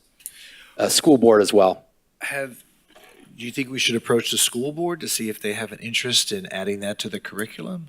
Yeah, we've been working with them. I've been meeting with them and the principal at New River and so forth. So yeah, exactly. All that, not only curriculum, but also funding options as well. Well, they just got a 1 mil increase in their Right, millage right. rate. They might, yeah. You would think they might be able to scarf some money off of that to. Right, well, Anthony, Yeah. don't go away, I'm sorry. With the mangroves, have we also looked into, I've been reading a lot lately about the use of oysters in terms of cleaning water. Are we doing anything with regards to that or no? I haven't been involved in any discussions about that, and they are good filtration for water, so I can take a look into it. if you Yeah, like. when we look at the mangroves, can we also look at the oysters? Sure. Well, the oysters are considered, a time-honored solution to cleaning our waterways, and we've destroyed their habitats through building concrete seawalls and all those things that sort of discourage the formation of oyster propagation. So I know when we were first talking about this a few years ago, that was one of the tools in our toolbox. So And there was some effort at one time, I think, in the Sailboat Bend neighborhood with regards to that, and it was successful. I just think we need to visit that as well when we look at mangroves. Thanks. Okay. Thank you. And let me see, sticking along with waterways, just in terms of our regular testing and partnership with the Miami Water Keepers, Greg, I don't know who's best to kind of. So that would be Director Dodd. He could share more on the current contract and practices for Miami Waterkeepers. I'm glad you're bringing that up because I think maybe, I like the idea of Miami Waterkeepers continuing to work with us, but I think it's time to change the places where we're testing. Because I think since the beginning, we've tested in the same places, and most of those places, we've kind of know now the water quality. Most of them are really good water quality, so we can move on. I think there are other places that are deserving of having they're being tested, so we can continue this process around the city. Just a thought, but anyway, Alan. Yes, Mayor. As far as the contract itself, I can't talk about exactly what is in next year's budget for. I'll have to get information for that. But I know that we, from my experience working with the Waterkeeper, we do have flexibility on adjusting the locations. They were picked based on highest usage for recreational purposes, and that's what they've been targeting. But if there's other areas we wish to explore, I'm sure we can have that conversation with them. Okay, well, for example, we've been testing one of the aisles since the beginning, and since the beginning, it's been really, really good quality. So maybe we can move to another aisle. Maybe we can move to something on one of the south aisles. Change it up a bit, because I think there are many, many places in our city that we would like to know the water quality. George English Lake. It was really bad at the beginning, and now it's really improved, and there's been a consistency to that improvement. So maybe we can move to another location. That's all I'm saying, because I think that having the water keepers with us is, I think, important. But I think that there are other places around the city that might also be deserving of testing. We can explore some options and put together a plan for the upcoming year. Okay, great. Yeah, I agree, Mayor, and I think it's a great idea, and not only maybe switching out, but increasing the number, just overall in the number of sites that we're testing. Well, that's a cost. So, right. But, can be worthwhile. If you can come, Mr. Don, if you can come back with, a proposal, that would be great. Roger. Great, okay. Thank you, Alan, I appreciate it. Let me see a couple other things, Mayor. Just wanted to check on, Greg, I know Zoe might not be here, but just want to check on, and Greg, maybe you are, Stranahan High School cafeteria, just kind of continuing to move that ahead. Just want to make sure, we're moving expeditiously, supporting the permitting process, and maybe Anthony or Chris, everything good that you're aware of, Anthony or Chris, from a permitting? And Mayor, I'm bringing this up. This is just the improved cafeteria at Stranahan that was, different plans going back and forth. And I think we're heading in a good direction, but just. Anthony Fajardo again. I believe they just need an engineering permit and they're moving forward. So they're typically. You think they just need what? An engineering permit for the connections off-site, because permitting on-site, we don't handle that. That's handled by the state. Okay. This is the most complicated cafeteria. I know this has been years, Mayor. So, okay. Greg, I just want to make sure we're doing everything we can to support and move forward. We can certainly With make that, sure of that just and make sure. get you the latest update, Vice Okay, Mayor. great. Thank you. Thanks, Nancy. Let's see. I think the last thing I have, Mayor, is this is just comes up. I'm sure Commissioner Glassman is involved in these discussions too, is just A1A and the traffic and when we have events. And, one of the suggestions, which I thought makes sense, is just helping neighbors understand when we do have an event, how we can quickly and expeditiously, terminate that event, move traffic through, if there's able to have traffic through during the event, how we can do that in the least impactful way, so forth and so on. I think just because it's such a, just heavily trafficked area, it's important to do the additional, here's the plan, here's what time, here's how we're going to keep traffic going, even though the event's happening. Greg, I just think we need a little bit more, especially on A1A. Thought. Who wants to respond to that? We can certainly make sure that we're doing all possible with engaging and also making sure that the HOA presidents, the different buildings that service that area, that they are informed of all the different activities. I think that'd be great. And I think even if, say, for example, something's happening, on the North Beach or something, I think it's helpful just to communicate all the way up and down the beach, just so that those broad groups are aware and can provide feedback and to that planning, Greg. And this is where, again, Mayor, I think. Don't we alert the CBA, for example, as to the schedule of events in advance? Why don't you come up? Mr. Brown, who's the president of the Central Beach Alliance, since we're talking about you. Thank you, Mayor, Vice Mayor, and of course, our great commissioner from District 2. Yes, we are informed, we attend the special event meetings, but I think more what Commissioner Sorensen, I've had this conversation with Commissioner Glassman and with city staff. I think when there is the event organizers need to work more closely with the police department on moving the traffic patterns, where they're going to put public safety aids to help facilitate the lights so that we can quickly move the vehicles in and out. Yes, there is an MOT plan with an event, but that just shows where they're closing the streets, what barriers, but it doesn't go into that much detail of traffic management for these events. And I think that's what a lot of us have been asking for, is more detailed on the event organizer side, along with public safety officials on the use of planning management. And, with the last commission meeting, there was an issue with closing Las Olas as an event venue site. Yes, we support that, but there's public safety impacts, because when you close that street, Station 49, who responds across the intercoastal to all the aisles in those neighborhoods, they have to continue on down towards Beach Place, make a left at Cortez, come back to Seabreeze, go back to Las Olas, and then across. On a good day with little traffic, that's a 1.5 to 2 minute delay further in response time.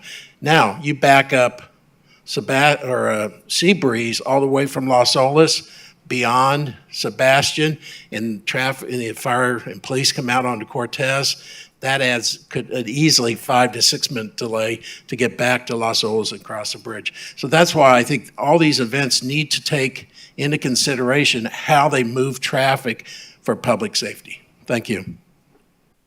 Great. Thanks, Bill.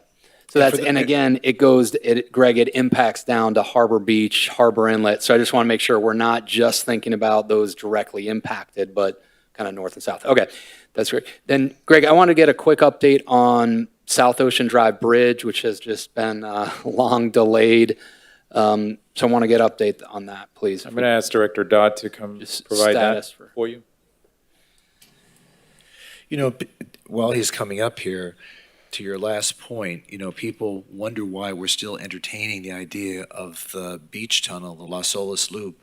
It's for this exact reason, to try to siphon traffic off the roadways in order to provide a safe, efficient, and fast way for people to leave the beach area and not be prevented from because of the accumulation of vehicles. Also, keep in mind that, you know, when we have waterway events and the Las Olas Bridge is up, where do emergency vehicles go? They have to go in a roundabout fashion to get to the hospital. Here, if you had the tunnel, you completely avoid the intercoastal waterway. You get right to where you need to go, and you save lives. So this conversation will continue, you know, in the months ahead. But when people ask, you know, where did the city commission come up with this idea? It's this a very, very situation that has fostered the idea of needing alternative ways of getting around, especially in where there's high traffic areas. Anyway, I didn't mean to interrupt you, Mr. Dodd. Thanks, Mayor. Mayor, Commissioners, I believe we're still waiting for the county to approve the RFQ so that we can release it because it has the surtax or penny sales tax. Right, involved. allocation. They have to approve it. Is that, okay. So Greg, So we will ask the county. If you can check in with the county. I think we are having a meeting with the county administrator this Friday or next. Okay. We'll inquire. But I believe we had the last budget amendment approved, I think, right? I believe so, yes. Yeah, so it's fully funded for once the procurement process is done, we are able to proceed. So we'll inquire with the county. Great, thanks, Greg. Thanks, Al. That's it. Thanks, Mayor. Thank you. A couple things. Most of what the other commissioners have said about what happened in the past, you know, I also participated. I don't know if you mentioned the opening of Fugo de Chao, as we participated in the grand opening of a great new restaurant right here on Las Olas. Last Monday, I attended the International Council of Shopping Centers Florida's conference. That's the ICSC. I was on 2 panel discussions, one regarding P3s and one on a panel with other mayors around the state, talking about commercial development, incentivizing, and you know, and the future of commercial development in our respective cities. It was a really great opportunity to meet with developers, investors, and hopefully we got some excitement for coming to Fort Lauderdale. So I'm glad I was able to attend. I hope everyone had a great Labor Day weekend. It was, I understand the weather was great. I was able to go away for the weekend, and but you know, the wonderful thing about Fort Lauderdale is that you know, no matter what time of year you're here, every weekend is still a great weekend to be here in our city. Upcoming events, as Commissioner Glassman intimated, on September 14th, the city is going to bring to the community the state of the city. I will have the opportunity to provide to the community a report on what we've accomplished the last couple of years. We couldn't do this last year because of COVID, but I think there's a lot that needs to be said and reported to the community.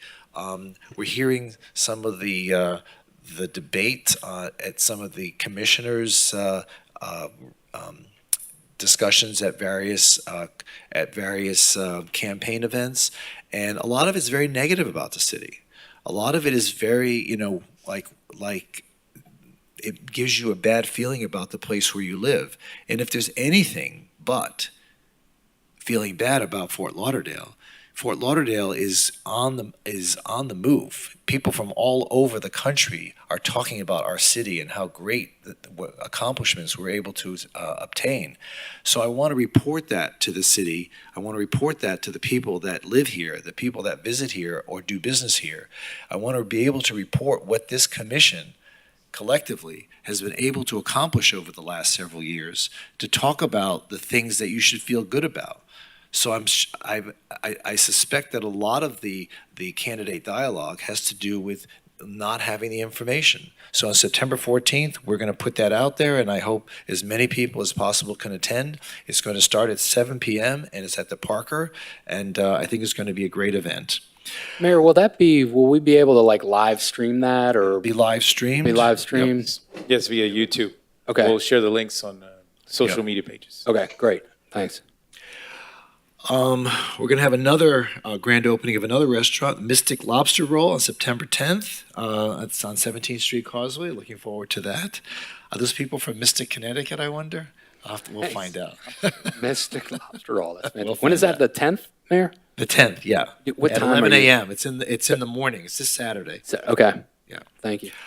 And then September 19th to 21st, the Greater Fort Lauderdale Chamber of Commerce is hosting, along with the Office of Congressman Debbie Wasserman Schultz, the DC Fly-In. This happens every 2 years, and we're very excited about being able to participate in this event.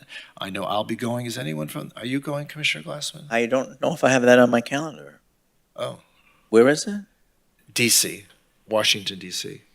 Probably not going. I rarely travel west of Federal Highway. Ships go there, but I. Yeah, okay. It's a I'll long check it trip. out, though. Thank you. Vice Mayor, you want to come? I don't think so, but I'll check. Okay, all Thanks. right. So, I like to try to save the taxpayer money when it comes to travel. okay, yeah, Thank you. Thank you.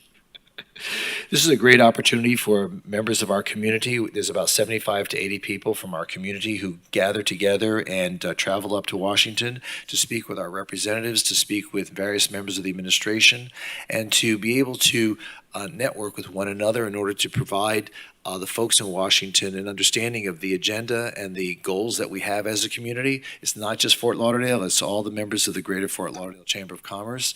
And I've been, I think, on the last 5 or 6 of them over the years, and it's really great.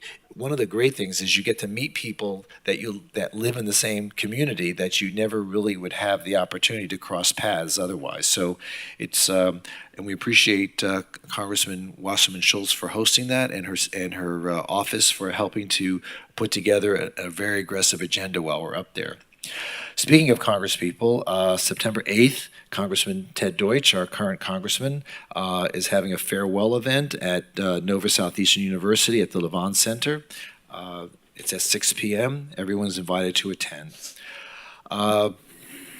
So those are the events. Oh, excuse me, I left one out. I believe, Commissioner Glassman, you referenced it, September 11th, which is this Sunday at 8 a.m. The city of Fort Lauderdale will be observing September 11th, a memorial. I know it's early and I know it's a Sunday, but we're very hopeful that this community can come out and participate and help reflect and remember upon the events of September 11th, 2001, and to talk about going forward as a city, as a community, and as a country, as we try to deal with international terrorism and the effects of global politics. Couple things. I'm on the Federal Courthouse Committee, and I want to report not good news. We had a budget of about $143 million, $147 million to work with, and hi, Commissioner. And it seems that because of inflation and budget overruns, they cannot build the courthouse for that price. The original allocation from Congress was $193 million. That was to include the real estate. Well, the real estate has been purchased. We know the locations. It's on the Tarpon River and 3rd Avenue. Unfortunately, it's $60 million over budget. So, so it's a head scratcher, and we have two choices. One is to kill it, go back to Congress and ask for a reallocation, and everybody knows that we wouldn't see a courthouse for at least another generation if that were the case. Or we can find other ways to try to pay for it. Now, one of the ways that came up at the meeting to try to pay for it was to sell the existing site. And if we sell the existing site, that would provide a substantial amount of the money to fill that gap. However, if we sell the site, there's no guarantee as to what would happen to the existing building. So I wanted to just bring that to everyone's attention so that everyone knows that that's part of the conversation of what's going on now. New River Crossing. The city manager and I have been talking quite a bit about ways that we might be able to move forward on trying to ensure that there might be an opportunity to continue with the option of building the tunnel that would go under Davie, go under the river, go under Broward, and go under Sunrise Boulevard. This would be a great opportunity for the city because it would cut down on the number of interactions between trains and vehicles, and we find that there are ways to try to seek federal funding for at least design and engineering by going directly to the federal government and not having to go through the county. So I just want everyone to know that we're continuing these conversations, and perhaps one or two of the meetings that will happen in DC at the fly-in will be with members of the administration to try to move this project forward. And I guess that's it. Commissioner, you have any reports you'd like to make? I'm just still thinking Came about the just in time. federal courthouse. I just Yes. wanted to wrap my mind around that a little bit. I guess why is this being given back to us in our community? No, it's not being sent back to us. I'm the representative for the city, and I'm just giving a report. You're giving us a report, but they are looking at other ways to fund this 100% themselves, the federal government is, and one of their solutions or suggestions was to sell this piece of property so that they could use that towards. That's one of the project. suggestions, is sell the property. We're talking of perhaps even selling the property to the city, or selling it to a developer, but they're looking for ways to monetize the site to be able to close the gap, because if they could go back to we've been in discussions with Debbie Wasserman Schultz's office. She's on the Appropriations Committee, and we're hoping to maybe squeeze out some money in the next continuing resolution on the budget. But so there are different avenues that are being discussed, but I just wanted to bring it to everyone's attention, the status of where that is today. Do we have any input, I guess, into whether or not they sell it? We do have. I mean, of course, we can buy it, so that's our input, but if we don't buy it, do we have input on if they can sell it? I don't think we have. Probably no. We don't own input. it. Okay, yeah, so we don't have any input into that. They're just still throwing that idea around. Okay, obviously, if we buy it, that's input. Mayor, are we working with our congressional delegation to at least see if they can introduce some supplemental legislation for $60 That's million? what I just said. We've been talking. Going to do with that? I mean, are they into that? Are they? Yeah, we proposing that? just had the meeting last week, and it was just announced to us what happened. So only a couple of days have passed, except I do know that the staff on the committee have already reached out to Wasserman Schultz's office. She's already aware of our need, and there's a conversation going now to see how we can perhaps in the next budgetary cycle see if we can get supplemental funding. Good, because that's not an astronomical amount on a federal not. level. And Pardon? It's not an astronomical amount on a federal level for supplemental. I know, but there's a lot. There's a lot of moving parts when it comes to federal funding. Mayor, did he say it's 60? Well, it's anywhere between 50 and 60. 60, okay. Yeah. And so just connected to that, Greg, so we had been trying to move forward with site preparations in terms of moving underground infrastructure and so forth. So I just want to make sure we're, kind of synced up. We're definitely paying attention to what the mayor's saying, and we can certainly work with the congressional delegation to request funding. That can be an option as well. Great. Okay. Thanks. Thanks, Mayor. So that's interesting because when we're working on our budget as a city, we are anticipating already that we need to, have additional margins because the costs are going up. So you think the federal government, when they go to appropriate or vote on their budget, what is their fiscal year? Is it like ours? They will do it. So hopefully they do, because this isn't going to. Well, the thing is, we had there was a lot of discussion, and I think the committee decided that they were going to move forward with the project. Right. And we have 143 million or 147 million to work with. Let's get started. And it's going to take a couple of years anyway for construction and design, all this other stuff. So in that meantime, we would have that opportunity to seek the additional funding. Okay, so they're working on it. That was the attitude. That was the It's strategy. Okay, super. So, no, good.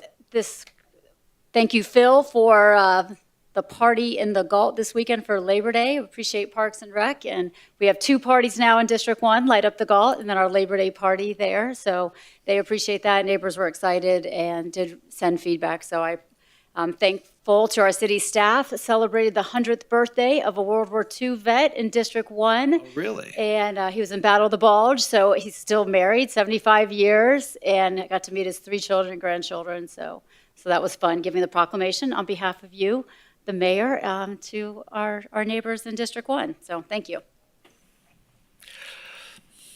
Anything further? That's it. Okay. So it's 3:40. We have plenty of time so Mr. City Manager. Thank you, Mayor, Honorable Mayor, Vice Mayor, and City Commissioners. I have 2 reports today to share with you. One is special events, and the other one is progress on determining City Hall options. So I will begin with the special events. Some of you have inquired about how special events are formed or developed and the associated costs. I'm going to be sharing with you information about how the events are planned. We will be discussing a special event in particular, Summer Jams, as some of you have inquired. And I will also share ways of how we can improve transparency, planning, and accountability for future city-sponsored events. So I'll get into it right away. Talking about Summer Jams, since many of you have inquired about this event and the associated costs, I want to give some background on Summer Jams. Summer Jams is an event that started out in 2017. This is an event that would culminate at the end of the summer in August. And it's a final celebration of a series of concert events that are called Carter Park Jams, and also the David Deal Play Day events. So the Summer Jams Festival moved to Mills Pond Park in 2021 as a result of popularity for the event and an increase in attendance over time.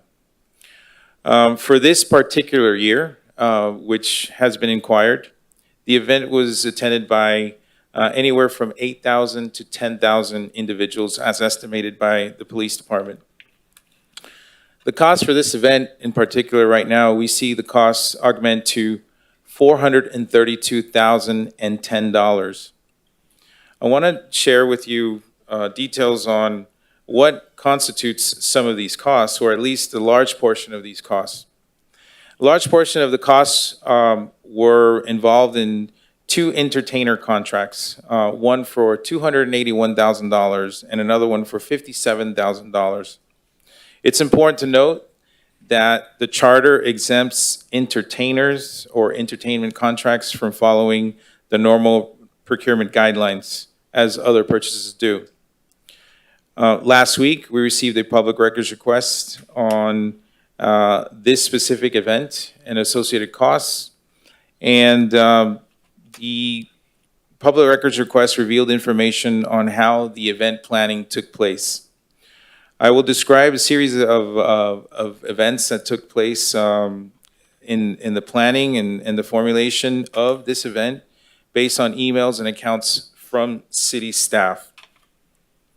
So the proposal of entertainment options came from the District 3 Commission office.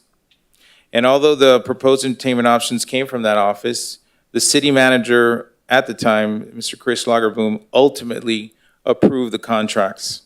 And the contracts were also vetted by the city attorney's office as well. For this event, there was specific involvement from the district commission's office staff on the selection and planning aspects of the event. Special events that are held throughout the city are typically planned by park staff and the city manager's office. Typically, we do not involve elected officials' offices in the planning or selection of entertainment options. The elected officials are involved once entertainment and programming are complete. There was also a concern presented on how the acts from the contract are not the same from the ones on the day of the event.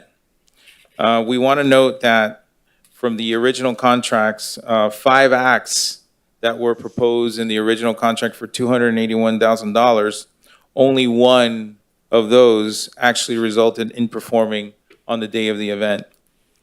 Throughout the life of the contract, there was a change to the lineup, and we are still in process in determining how the change was authorized. We're still looking into that. We did find in an email from the public records request that there was an email sent from the entertainer or producer, Jody Hill, to the District 3 Commission's office assistant in proposing a change of lineup and an agreement from the District 3 Commissioner's assistant agreeing to that change. That is what we show so far in the public records request. However, we will need assistance from the city auditor's office in determining how and who approved the contract change in the terms. We also note that there was a question about a VIP list and how a VIP list was generated for this event. We did ask and consult with park staff. Park staff states that they were not involved in the development of the VIP list and determining the names that were part of this VIP list. From the public records request, we see that the list originates from District 3 Commission's office on names for the event. And the VIP list for this event was used to provide access to a VIP area and catering that was offered in this space.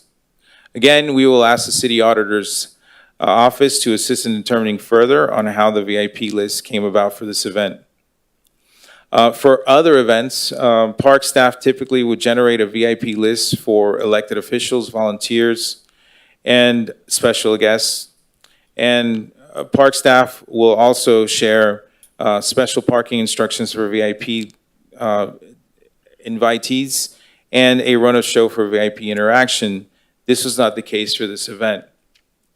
At the moment, we are going through a process of working with the city auditor's office, the city attorney's office, on how we may improve on being consistent with the delivery of events throughout the year. We feel that we have an opportunity to define better how events are planned, who is part of the planning process, and cost caps per event. So moving forward, earlier today, I shared with you a memo via email that outlined all the different events that are sponsored by the city and the proposed associated costs of each. In an effort to improve transparency and provide consistent delivery of city-sponsored events, we would like to share a proposed schedule of events and the estimated costs as you have received. Staff would like to propose to include this schedule of events and associated costs as part of the budget adoption process, similar to the nonprofit schedule that outlines each event and anticipated costs. Should costs exceed the values listed, staff would need to gain approval from the City Commission in order to proceed with funding and approval of the event. If you all agree on this today, this will help improve our cost efficiencies and provide consensus on how events are delivered in the future. Thank you. This is absolutely scandalous that we spent $500,000 on a party. And I know the conversation didn't begin with this event, it began with another event. I think Commissioner Glassman was pointing out to us that an event on the beach, it was, what's the Friday night event on the beach? No, I think, well, on the beach we have Friday Night Sound Waves. I had brought up the Finally Friday event that the CRA was doing in the Northwest CRA. But you were comparing the Finally Friday event with the Friday Night Sound Waves, yes. So why don't you pick up that conversation? Tell us what happened there.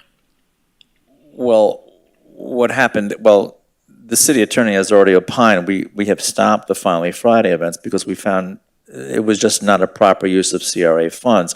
It's Parks and Rec funds on the beach for for Friday Night Sound Waves, but it was a tenth of the cost of the Finally Friday event. So we discovered that the Finally Friday events were 10 times approximately the cost of the Friday Night Sound Waves, but then that led to a further discussion of trying to examine parties in general as to what the costs were. And that led us to the event at Mills Pond. And from our understanding now, this event at Mills Pond somehow mushroomed into almost a $500,000 event for one night, okay? And what we're finding is that a lot of the approvals for this were done at the staff level.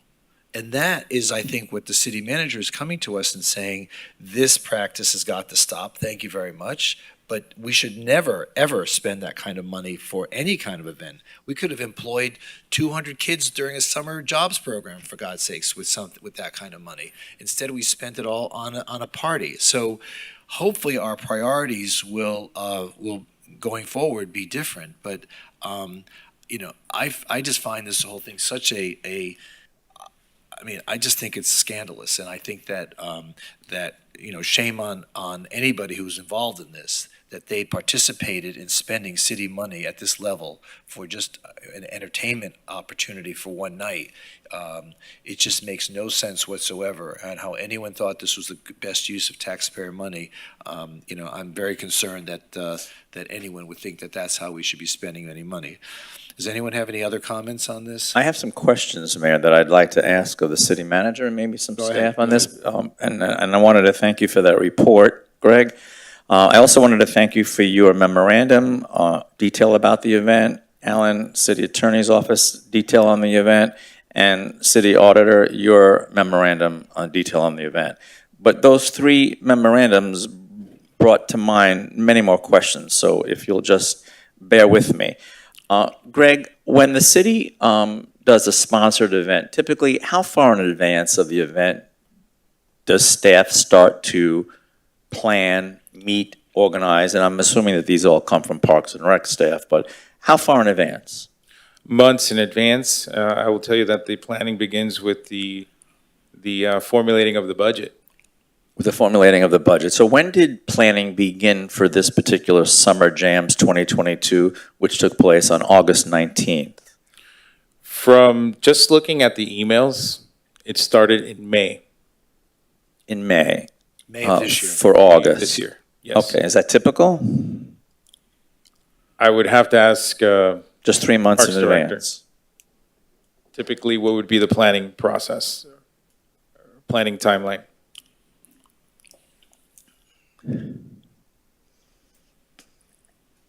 So when you talk about planning, so this was a recurring event.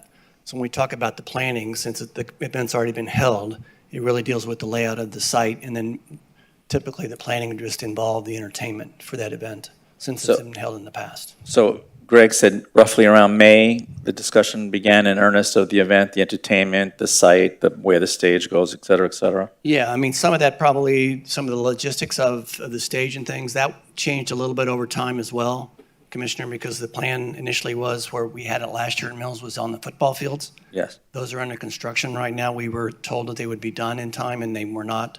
So we had to move it to the soccer fields for this year. So there was a little last-minute logistical changes, but yeah, it just depends on the level of talent that we're looking at and how far in advance we think we need to start the conversation. How much input into the planning, or when the actual meeting started to talk about entertainment, how much input did the actual District 3 Commission office have in this process of the planning? I can answer that. We see from the emails quite a lot. There was a lot of interaction and engagement between the District 3 Commission office, staff, and also the Jody Hill, which is the entertainment group that was selected. Okay. Who selected the performers for this event? Based on the emails that I reviewed, it shows that the performers were, I will say, proposed or requested from the District 3 Commission's office, and then ultimately approved by the city manager. So the performers for a citywide sponsored event were chosen by one district commission office. In this case, that's what the emails reveal. Okay. Now, in my review of the contracts, I see that Parks and Rec was using originally for a couple of months, All on Stage. The gentleman's name was Dan Freiberg. All on Stage Productions was the production company for this event. What happened to All on Stage? Why was the production team changed? That is a very good question that I would need further inquiry from the city auditor's office. We certainly see from the chain of emails that there was a request from District 3 Commission's office to use another company called Jody Hill. So the District 3 Commission office just took it upon itself to fire the original contract people that we were working with as a city and hire another production team. I would not say fire. I would say they were part of that selection process that ultimately led to a contract that ultimately was approved by the city manager. So what happened to the original contract with All on Stage, who I believe actually had a contract to bring Ruben Studdard as one of the performers here? Ruben Studdard did perform, but that was the end of that contract with All on Stage. So were they fired? How were they paid? Did they go quietly into the night when they were let go as the production team?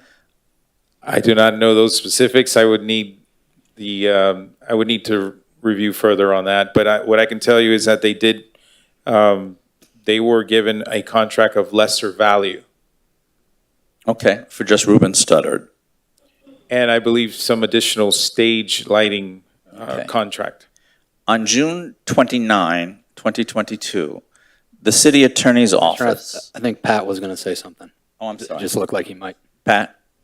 I was going to say that the other producer, in conjunction with the Jody Hill, was a different company called BFAY LLC that provided Ruben Studdard to the Mill Pond event. Not all on stage.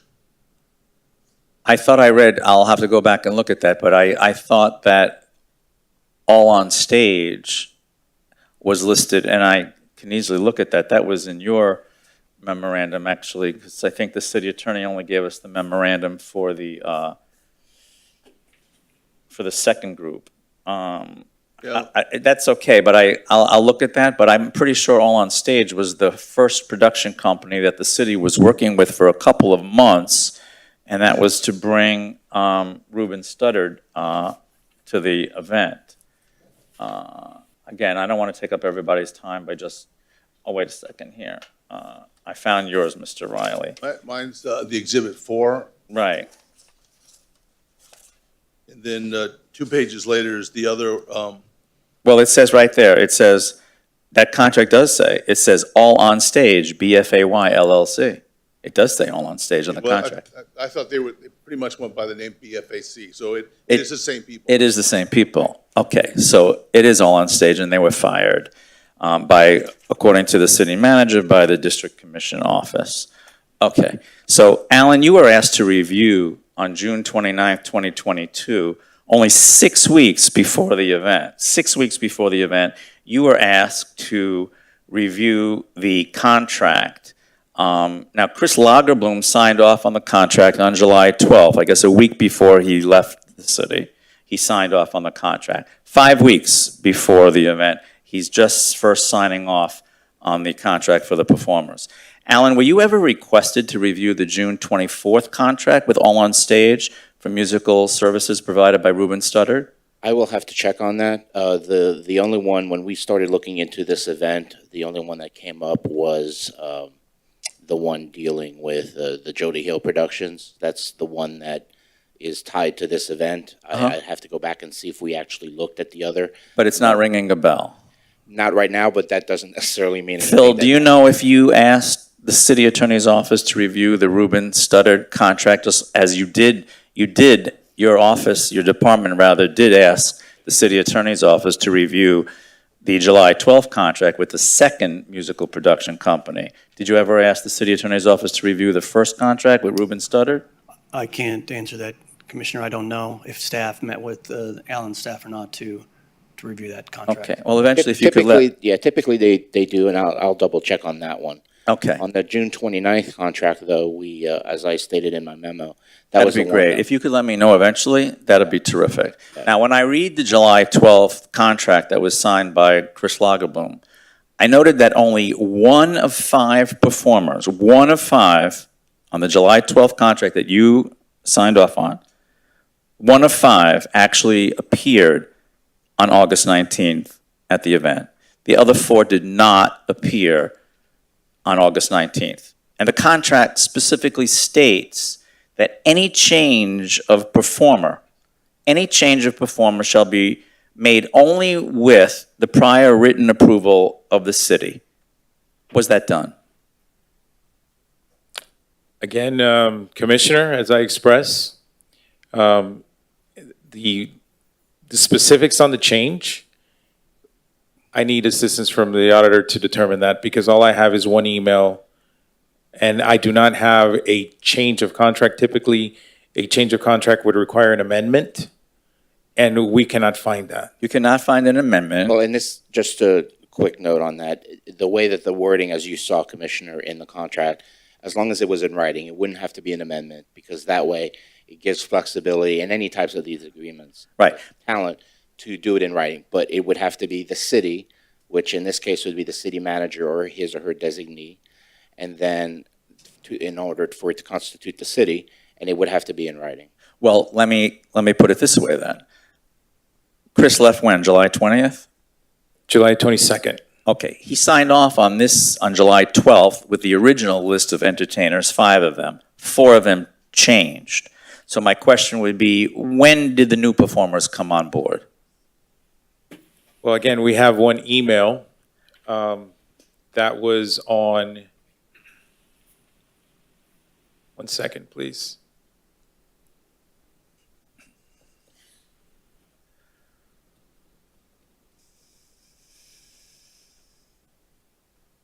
We have one email on July 21st that giving a green light to Jody Hill that those performers listed there are okay to go. And even from there, those performers. Which performers? The performers are. That would be the original 5. Christopher Williams. That's the only one that stayed. Lil Mo. Okay. Oh, I gotcha. WV, Genuine, and Tank. Genuine did not perform. No, he did Lil not. Mo performed. Who else? SWV. Did not perform. Did not perform. So. Who else? Christopher Williams, Lil Mo, SWV, Genuine, and Tank. Okay. A mixed bag there. So obviously, and who signed off on that? That I cannot determine. All I have is one email. No one signed off. And then so then the lineup changed again because those people did not even perform. So when did the final lineup get solidified and approved? The final 5 besides Reuben Studdard. I mean, no, he was actually part. When did that get signed off on? That is something that we need to inquire further. Okay, because what I'm saying is I think that actually probably came under your watch because the timeline had to be after July 21st. Correct. But no one told you, obviously. No. No. Okay, great. Moving right along, and did we pay too much for the original lineup? And then when the lineup changed, did we get like a B team, but we never had a chance to renegotiate that contract for almost $300,000 just for the entertainers? That is a pending question that I've noted with the city auditor, and I'd like to work further with him to determine the value of those entertainers and comparables to see if we received the value that we paid for. Okay. So to that extent, go ahead. Just to note, though, that our office was not involved in any subsequent agreement. If there were a change in costs and things of that sort, I think that would come to our attention. We were not made aware of any changes at all. You were not made aware of any changes. So we don't know if any of this was negotiated by anybody. Not that we know at the moment. Well, I would suggest that perhaps a magician should have been added to the entertainment lineup to create some transparency. That might have been good. But we didn't have a magician. Who suggested the new lineup, the lineup that finally made it to the stage on August 19th? I cannot answer that question. All I can answer is there was a change of lineup on the 21st by Jody Hill. And from that lineup change, Christopher Williams, Lil Mo, and Tank actually made it to the final advertisement of the event. Yes. And then there were two more. Well, Ruben Studdard was constant. And the Deep Fried Funk Band was a local group, I believe. They performed. And I think there was one more person, right? There was one more. I'd like to ask Phil to share that last entertainer, because I don't have it at the top of my head.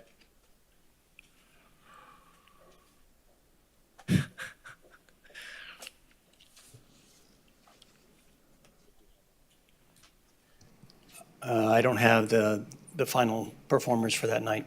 Okay. I think we have, it's okay.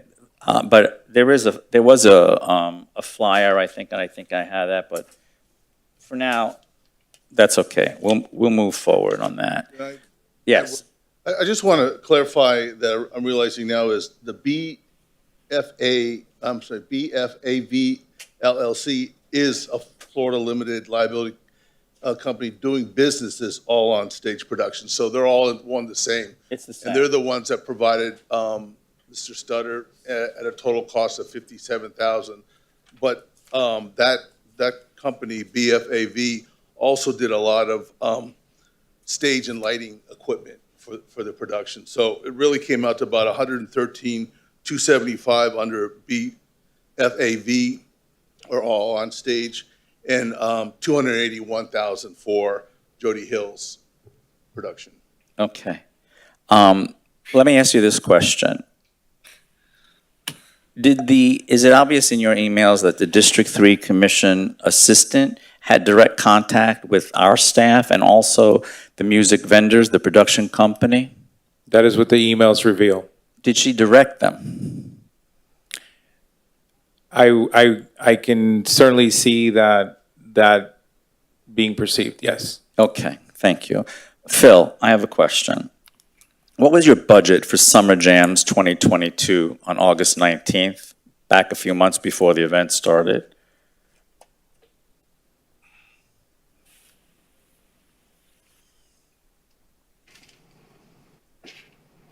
So, Commissioner, I don't know that we have a budget. That's why some of the reason we're here today. We have a special event budget for all the events that take place in the city. And as the events change and grow and either go away or get bigger or better, those expenses change. Okay. But we don't have a set budget. So there was discussion throughout on expenses, but there was never a specific budget for this event. Okay, so no specific budget for the event. That's incredible to me. But then we do know that the final tally came in at $432,000 plus whatever police and fire costs. So I'm going to say $500,000 all in, roughly. $500,000. Now, I went back to the budget that that we have approved for fiscal year 2022. All city events, all city-sponsored budgeted events are totaled at $1.529 million. $1.529 million in your budget for all city-sponsored events. So what did this $500,000 party do to your budget of 1.5? That's a third.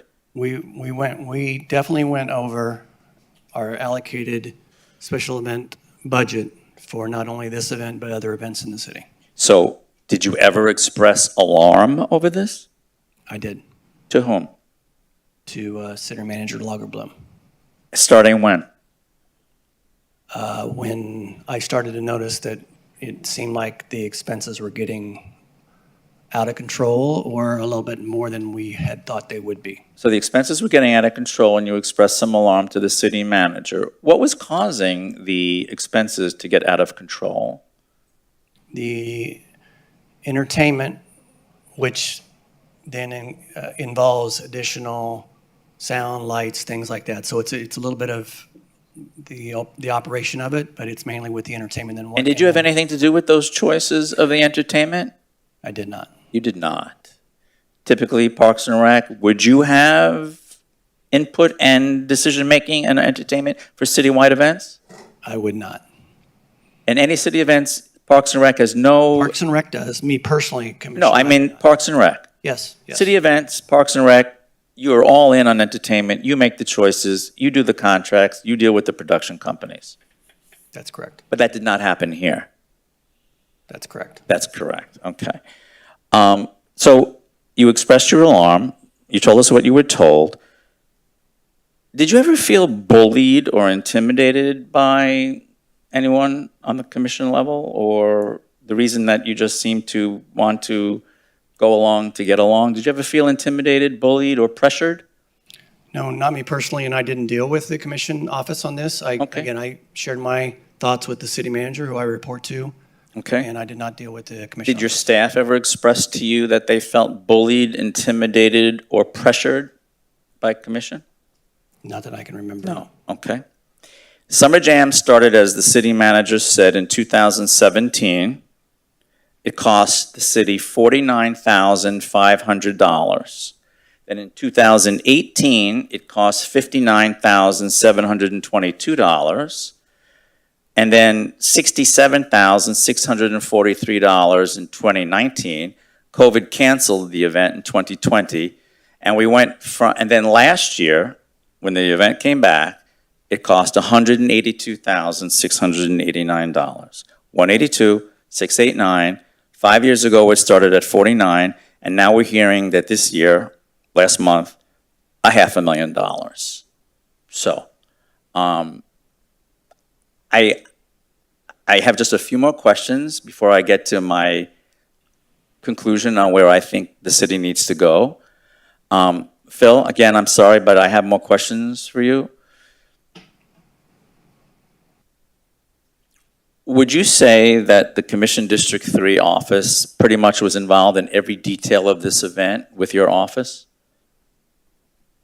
And by that I mean even walkthroughs, logistics in the park, changing where the event stage would be, performers, I mean, involved. I can't speak to that. I don't know. I had not heard that, but I don't know if that happened or not. Okay, so you don't know if the District 3 staff was involved in the walkthrough or logistics or any of that? I do not. Okay, because the emails that our city manager has shared with us this morning show that they were. Okay. Just so you understand. Now, you and I know each other for many, many, many years, and you know that there are many city-sponsored events in District 2, the district that I represent. The district that I represent. Have you ever contacted me about event details or entertainers in any event sponsored by the city in District 2? Not that I recall. Not that I recall either. And we've got 4th of July, we've got lots of events, La Solis Oceanside Park. I have never been asked for a list of performers. I've never been asked for a caterer. I've never been asked for a VIP list of people that are going to be wined and dined at an event. Never. And I think that's typically how it goes. I can't speak for my colleagues, but I know how it goes in District 2. I am not involved with staff's planning of city events. So why is this different? Commissioner, I may probably add some details to the conversation. From just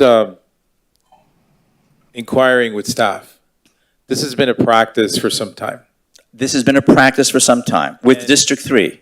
Yes, and that is why I would like the help of the city auditor's office to have an objective review of how this event took place how prior events took place. And certainly, we can learn a lot from that. We can, and I think the auditor needs to go back 8 years and look at every single event in District 3. That would be my recommendation. Phil, were you comfortable with this event from beginning to end? As I mentioned, Commissioner, I was not comfortable with the price, and I shared that with the city manager at the time. Okay. Do we know when the new lineup, the final lineup that actually performed, do we know when that lineup was promoted, Greg? So what I see here from the posts, I can't say that. I can't say that, but I did find the last entertainer. Her name is Maya. Yes. So MYA. MYA, right? Yes. So the final entertainers were Tank, Maya, Lil Mo, Christopher Williams, Deep Fried Funk Band, and Ruben Studdard. Right. 4 out of 5 not on the original contract that the city signed. Correct. Correct. So we don't know when the actual lineup that performed on August 19th, we don't know when that actually started to get promoted as the lineup.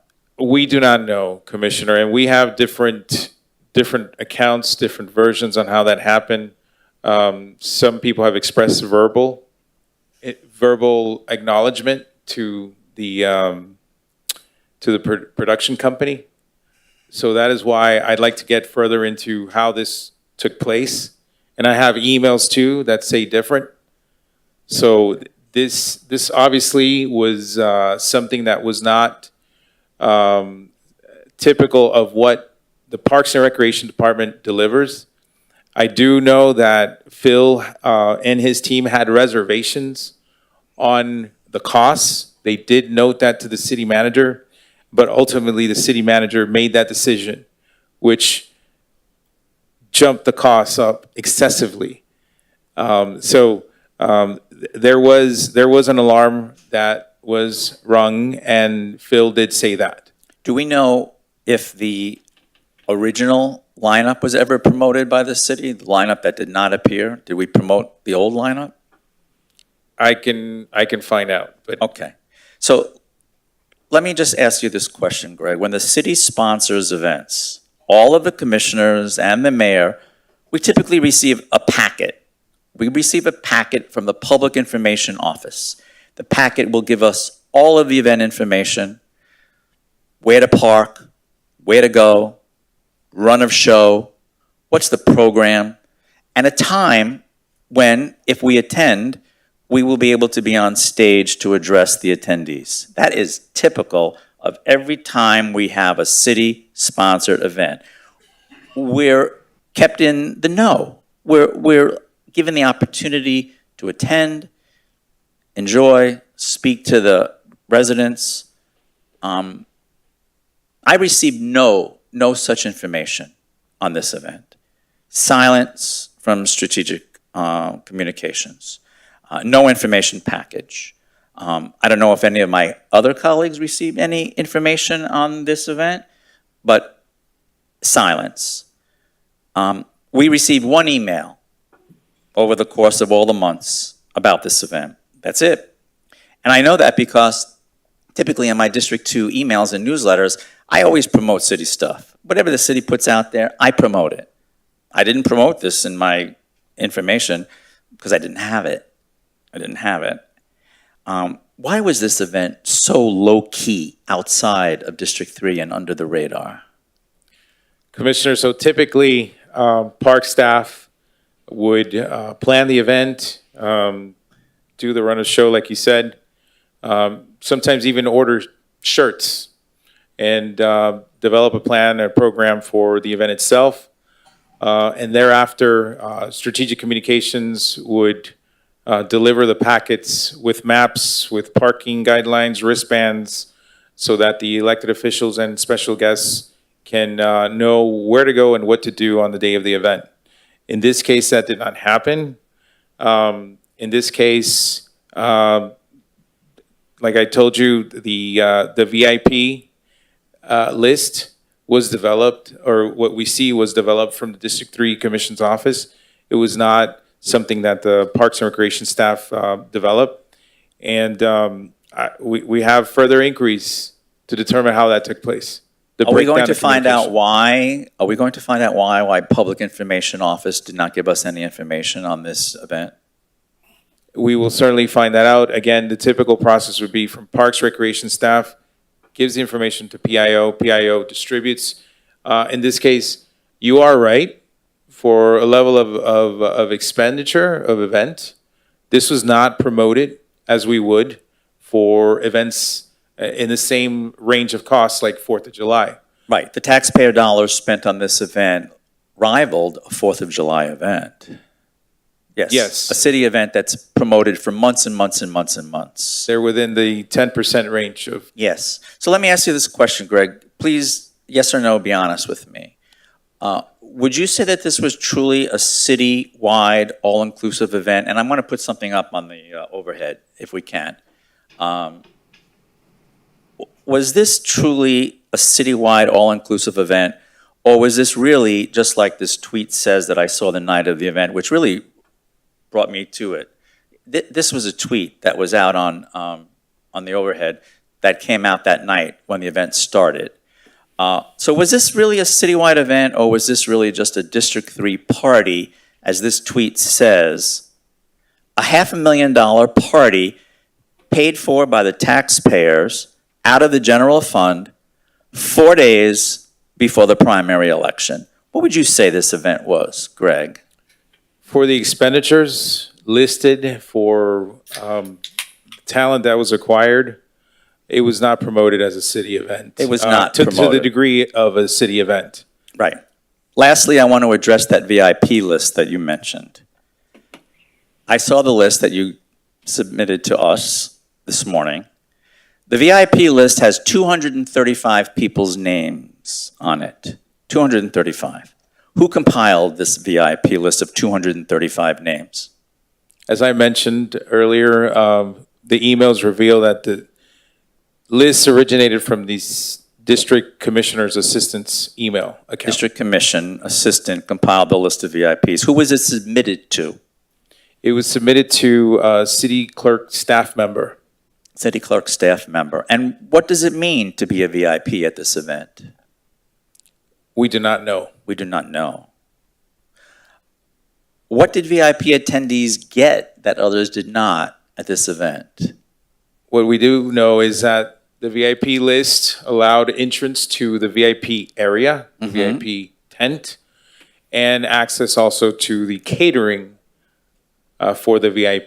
The catering for the VIP. So the taxpayers paid for the VIP list submitted by the Commission Assistant, District 3, 235 people. The taxpayers paid to feed and give drink to that list. That is what we understand, yes. Nice. Do we know, were there city employees on this VIP list? Yes, there are. Yes, there are. Did they actually attend? I know of one in particular, and I also came to know that they did not attend. Okay. So they attended as, city employees attended as VIPs. What about political candidates? Do we know if any political candidates were on the VIP list? It was 4 days before the primary election, and we also know that there is a city election coming up in 8 weeks. I did see one candidate's name. Okay. How would you classify the members on the VIP list? Who were these people? Who was the candidate? I can't tell you. I came to know of the list on Saturday morning after I gained access to that public records request, but I can't determine all the names. I did see a few staff members on that list. How were the members monitored? How was this list monitored at this event? On Sunday, what I came to find out is that one of the our security staff members is given a list, and that list, if you're on the list, you can get into the VIP area. If you're not on the list, you can't. You can't. So one of our staff security monitors the VIP list and checks off the names and makes sure those people can go in. That's what I came to learn this Sunday morning. Right. Okay. in the emails that you provided from the public records request, it looks like the District 3 Commission Assistant also sent out a lot of "you are invited" emails. I didn't get one. I don't know if my colleagues got one. I did not get a "you are invited" to the citywide $500,000 taxpayer-paid expense party. I did not get an invitation. So is it typical that the District 3 Commission Office provides a VIP list for all city-sponsored events held in District 3 over the last 8 years? That is something that we are going to look further into, but I can't determine unless I have assistance from the auditor. Okay, thank you. Well, I'm going to wrap it up. So, yes. I just want to add that on that Exhibit 6 I sent you, the city attorney was concerned about the budget for the event, and a budget transfer within the same Parks and Rec was made, which is allowed without bringing it forward as a budget item, was made for $1.4 million in July prior to signing the producers' contracts. So, Phil, this one event ate up 1/3 of your budget for the whole year on events. So where did we cut? What lost out? Where did we find the money to be able to still do everything that we would have done, even though we were probably short about $400,000 on the events? Where did we make up the delta?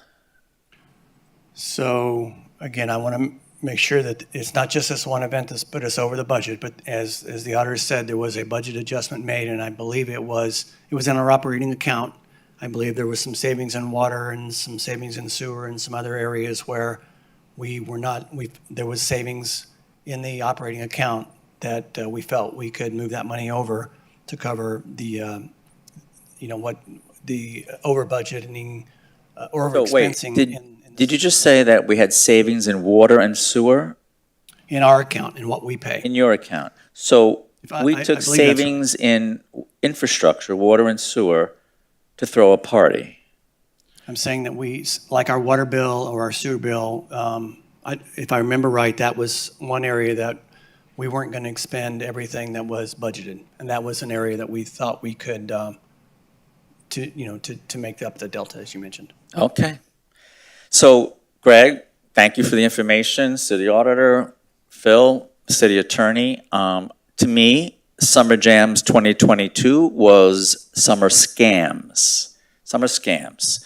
Total abuse of the system, an abuse of the taxpayer, and I believe that everyone should be outraged by this event. And shame on us. Shame on us if this is part of a years-long pattern that was simply allowed to happen and now only comes to light because of the astronomical cost.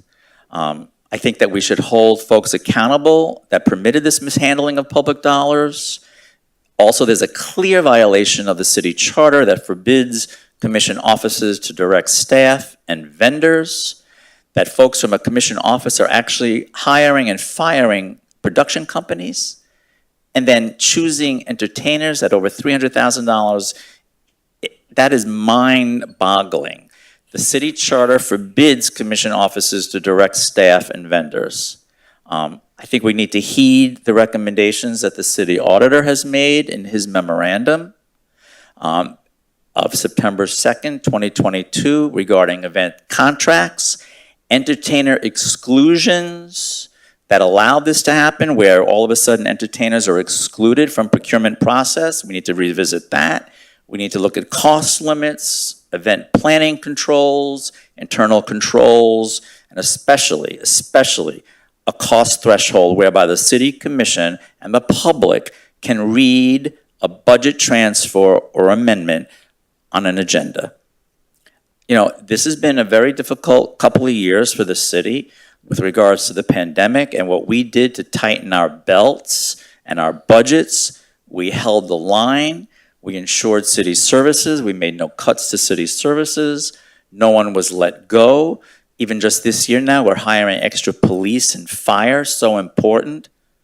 And in the midst of all of this, without even raising the millage rate, we just spent $500,000 on a party a couple of weeks ago. That's not an insignificant amount. that amount of money could have been used to help people in this city. Housing assistance, food assistance, you name it. Any of our social service programs. This could have helped people. I hope people had a good time at this party, but they need to understand at what cost that party was and what we traded in terms of providing services to our city. Residents could have really benefited by $500,000. That this city commission was kept in the dark about this event is totally inappropriate, and it just cannot happen again. Mayor, thank you for indulging me with the time, but when I was reading these memorandums, I just said to myself, this is crazy. So Greg, thank you for tackling all these issues going forward, and thank you for I looked at your list of proposed changes to the events in the budget. I think it makes sense. And I applaud you for that, because we really have to get a handle on it. And I would urge staff that if you think something is going awry to this extent, do not be intimidated. Do not be intimidated. Speak up, because we're all in this together. So I'm good. Thank you, Greg. Thank you, Mayor. Thank you, Commissioner. Anyone else want to have a comment on this? Yep, Commissioners I do. Moritas? Thank you, Commissioner Glassman, for bringing this up, and I just really appreciate it, and I agree with everything you said, and I do agree that we need to look into our procurement process. We shouldn't exclude anything, especially entertainers. So I would like to see that tightened up too. When I look at the list that's proposed for 2023, one thing jumps out rather strikingly to me. Out of the $1.7 million, 2% of that is going to events in District 1. So, but before I started, we had 0 events in District 1. So I was very thankful, Phil, that we were able to get Light Up the Galt. And then the Labor Day, you came up with that, and that was a great event too. I know the mayor's talked about a signature event at Lockhart Park, maybe a New Year's Eve, maybe a concert and something. I think we need to look possibly district-wide also at our list. Maybe some of these events are citywide. I'll give you 4th of July. I was talking about New Year's Eve, have it at Yes, didn't I just say that? Yeah. Yeah, okay. That's what I was agreeing with you. Yeah. I was saying maybe we have a couple signature city events, but they don't all need to be in District 2 and 3. I don't know what you have down there, Ben. I think like I said, my businesses especially, they love the economic, impact that these events bring. So I don't know why all of our economic, impact and investment is only targeted to the downtown. There's more to Fort Lauderdale than just the downtown. There is District 1, and there's Lockhart, and I've been begging for 3 years, ever since we signed that agreement, to try to lock in a signature event, and the mayor also would like a New Year's Eve party. So I'd like to look at that. Maybe it's not next year, maybe it is. But I don't think all of our events, and is this CRA funds also? Is this just general funds? This was all general fund money. General so then there's a whole lot more happening with the CRA. I know that's not going to happen anymore, but I just think we need to spread it out a little bit more. I don't know, maybe it's time to have that signature event at Lockhart for New Year's Eve. Please invite me. All right. I'll buy my own ticket. Thank you. Vice Mayor, do you have any additional comments? Yeah, thanks, Mayor. Commissioner Moraes, I think it'd be great to have a signature event at Lockhart. So I think that's a great idea. Commissioner Glassman, thanks for your work on this. This is a lot, and I think very important, and you raise all kinds of valid questions. So, Greg, what happens next? Give us a sense of, there's a lot to dig into. It sounds like here. So give us a timeline or general what happens next year. So next steps, right, immediately is to look at this list that was forwarded this morning. Staff worked over the weekend to look at the programming for next year, look at the associated costs from prior years, and provide you with how this next year's budget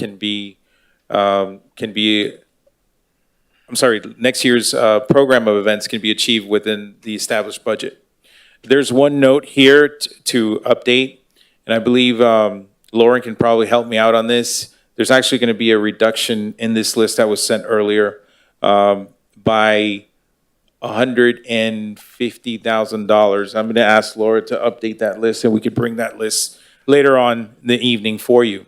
But this certainly provides a threshold or a cap that we cannot exceed. And if you all wish, we can adopt this as part of a schedule of your budget adoption process. And then definitely, we want to follow up with the auditor's recommendations. Those are very good recommendations. I think that because of the ambition of having events, engagement, and bringing people together, I think there was, a vision from the city commission to celebrate. And, but now we have to be responsible. We have to have processes. We have to have checks and balances. And we have to have transparency and accountability. So in order to do that, we certainly want to follow up with the auditor's recommendations that he noted, that I believe you all received a copy of that. You all did not receive a copy of my memo to Commissioner Glassman because it was an inquiry he made to me. But I can certainly make those memos available to you all if you all wish. But in addition to that, just looking at the events overall and see how we can improve further, I'd like to ask the city auditor to look into our processes and how we deliver, and certainly our intent is to be transparent and fulfill the needs of the city commission. And park staff did note that this was going to be excessive. Park staff did say that. So I really want to just mention park staff does as much as they can to fulfill the needs of the city commission. But in this case, this was something that was totally evidently from the emails, it shows that it wasn't inclusive of the city commission. So we will certainly follow up and make sure that anything moving forward is inclusive of what's approved on this dais. And similarly, if I may, my memo as well was only forwarded to Commissioner Glassman because the inquiry came directly from the commissioner. But I'll be happy to provide my memo to you. It was rather short, but again, we also had some concerns about the cost. We inquired to make sure it wasn't CRA money. But there were a few issues, and this is something for the commission to consider with regards to the procurement exemptions. We have exemptions for professional services, and we always need some flexibility there. But there is one for entertainers, not entertainment, but entertainers. So that's something that you may want to revisit because that does take it out of the $100,000 threshold as well as the procurement process. So that's something you may want to consider. And with the contracts also, there may be some tweaking. We've worked in the past with Parks and Recs, which have been very good. These production companies are not the easiest to negotiate with.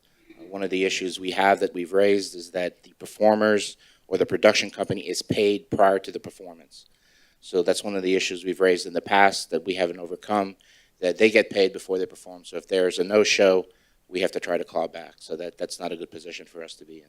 But Alan, how would that have worked in this case when the performers changed right up until the very end? Are you saying that we actually paid the people in the original contract even though they never performed? Well, that's the issue because you pay the production company. We don't pay the individual artists. So the production company is paid, and I can't remember the period of time, but they're paid prior to the event. So in that case, there's a change of talent, but who's to say, and perhaps the city auditor will be able to dig deeper to see if we got the bang for our buck, meaning if the original list, again, in the contract was worth $281,000, were the artists ultimately delivered commensurate with that amount? Thank you. I think that discretion should always be with the city manager, though, not city staff. And I think that it's pretty clear what happened here. I think, Commissioner McKenzie took ownership of this event, and perhaps to a fault. You outlined a narrative that so many things were wrong in what happened and how it all came about. Honestly, I think it was turned into a campaign event for himself. And I think it's no small coincidence that he didn't show up for this meeting because he knew we were going to talk about this. And but we all know he's moving on. He's the putative candidate and probably representative of the county commission for this district. And but it's a shame that this is how it was commandeered and to the detriment of so many others. I do believe that he showcased himself as well as his favorite to replace him here on the city commission. Again, not something that should happen at a city event. So anyway, lessons learned, and hopefully we'll be able to do things better. But Commissioner Glassman, thank you so much for bringing this up. I appreciate the questions you asked today, and I didn't like the answers you got, but we have to live with them. And you know, Greg, I appreciate your efforts and the auditor's efforts in ferreting out, you know, the facts and the scenario that took place here. But you know, we really, really need to be more responsible with taxpayer money. And I'm not saying there won't be other slip-ups, you know, in the future, but let's be more responsible. We now learn from this particular episode that that we can do better. So if there's no further questions, we'll just move on. Yes, sir. And I have a City Hall update. Well, no, I'm saying we'll move on Oh. from this issue. Is there anything else on this issue? Okay. Your next item. City Hall update. So as many of you know, Commission and staff have been working on determining next steps for City Hall. City administration has a need to address spacing issues, consolidate, and have a better working location and also a place for the public to meet. So we're exploring different options, and I wanted just to share what are some of those options. So this is as a result of the city commission made a decision not to continue with the county to do the joint government center. So we tasked the city manager with coming up with other options going forward in terms of the feasibility of a new city hall and location. So I just want to put all that in context. Okay, go ahead. Thank you, Mayor. Yes, exactly it. So we have a few options. Again, we can find a new location to build a new city hall. We can sell the existing site, use the proceeds to fund the new city hall location. We can construct on the existing city hall site right here, but we would need to find a displacement location or swing space so that we could be there for at least a period of 3 years while a city hall is built. Or we can look at building within the confines of the open spaces around this facility. I want to highlight a couple of things that we've done recently as well. In looking for another site, the 110 East Broward Boulevard building became available for sale. That property is conveniently located on Broward Boulevard. It does have an existing lease of 790 parking spaces with the city, so that would be with us if we purchase it.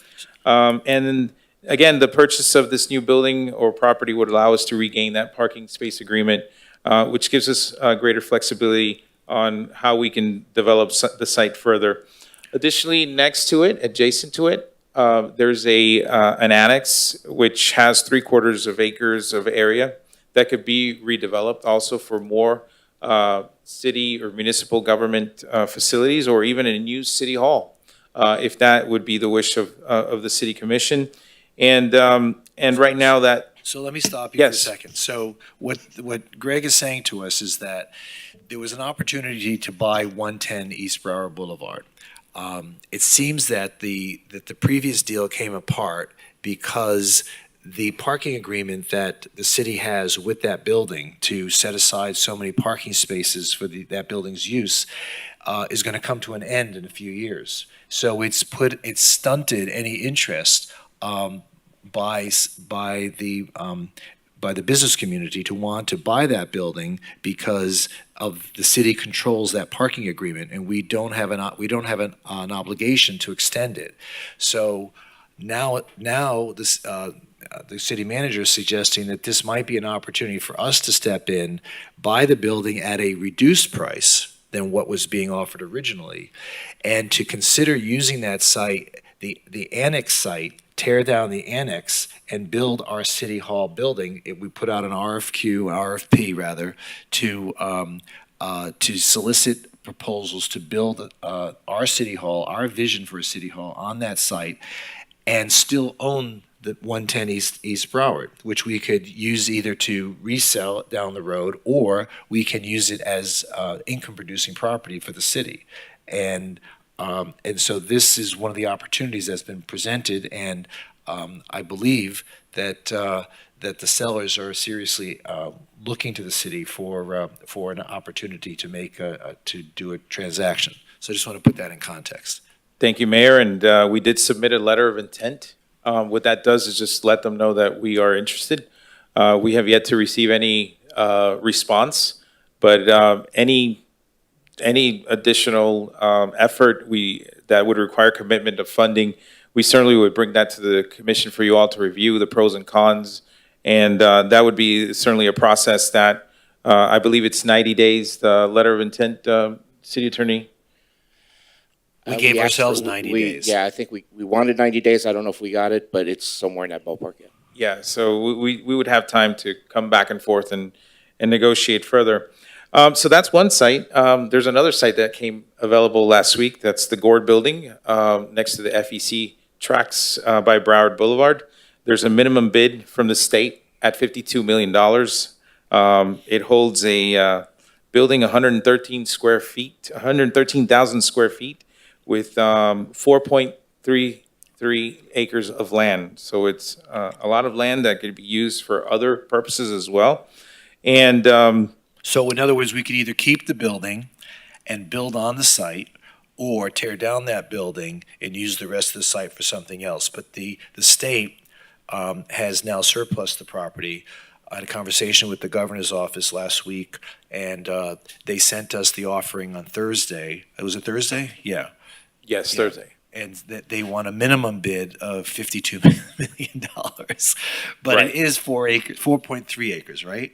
Right, correct. And the bid is due on October 25th. And they want a 10% down payment along with the bid. Really? Yes. All right. So I'm not sure we're going to be able to compete with the private sector on that, but it is, I mean, if we got it for 52 million, I would think that would be fair. But if it's going to cost so much more, I think we're back to 110 East. Well, yeah, and so right now we're gathering an appraisal for the property to see what that property is worth, so that we can have our independent assessment via Colliers.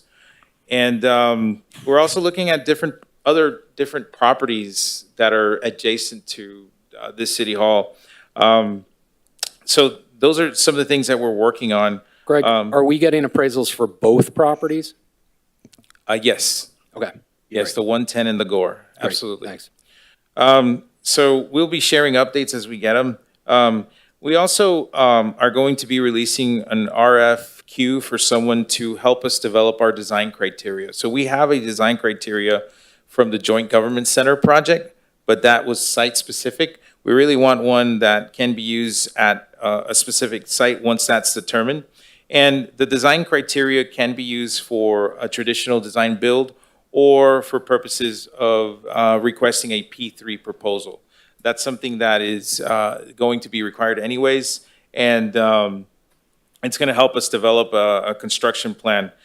So staff is working on this RFQ as well.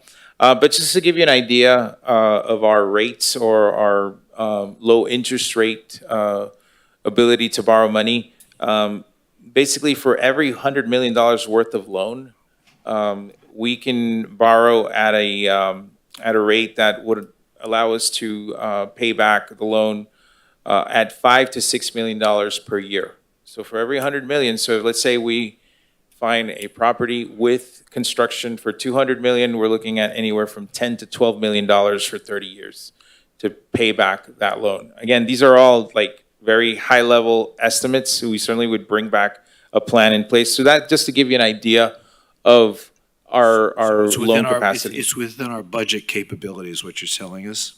Absolutely. Plus, if we were to get a building with revenue, plus sell this building, that can certainly leverage our potential. We're also looking at how enterprise departments would also chip in, and if we consolidate, looking at the rent that we pay out today and looking at bringing that in, it can certainly provide better options for cost efficiency. And Greg, I have a question about the borrowing capacity. Yes. Just to interject, if we borrow the money for 5-Ash, will that impact or reduce our ability to borrow for this project?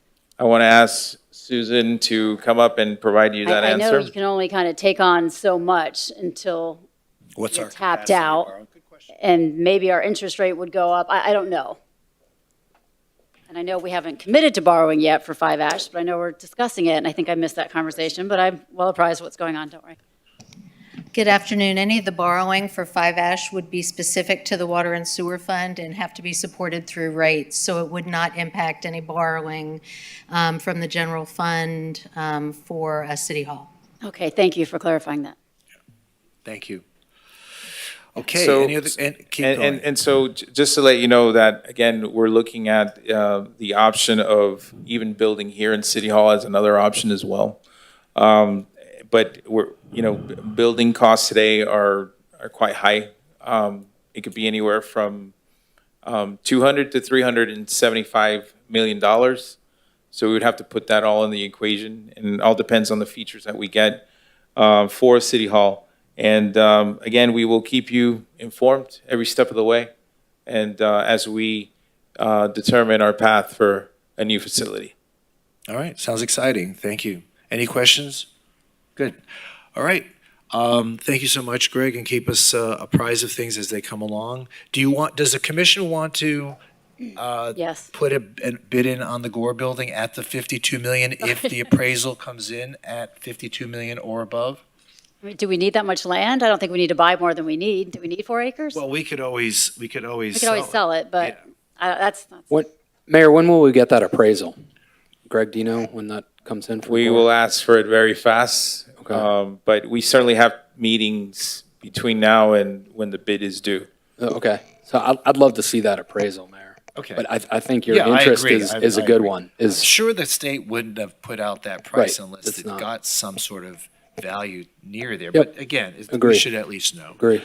Okay, all right, so I guess we got to clear the room. Thank you. We're now going to move into the executive closed-door session.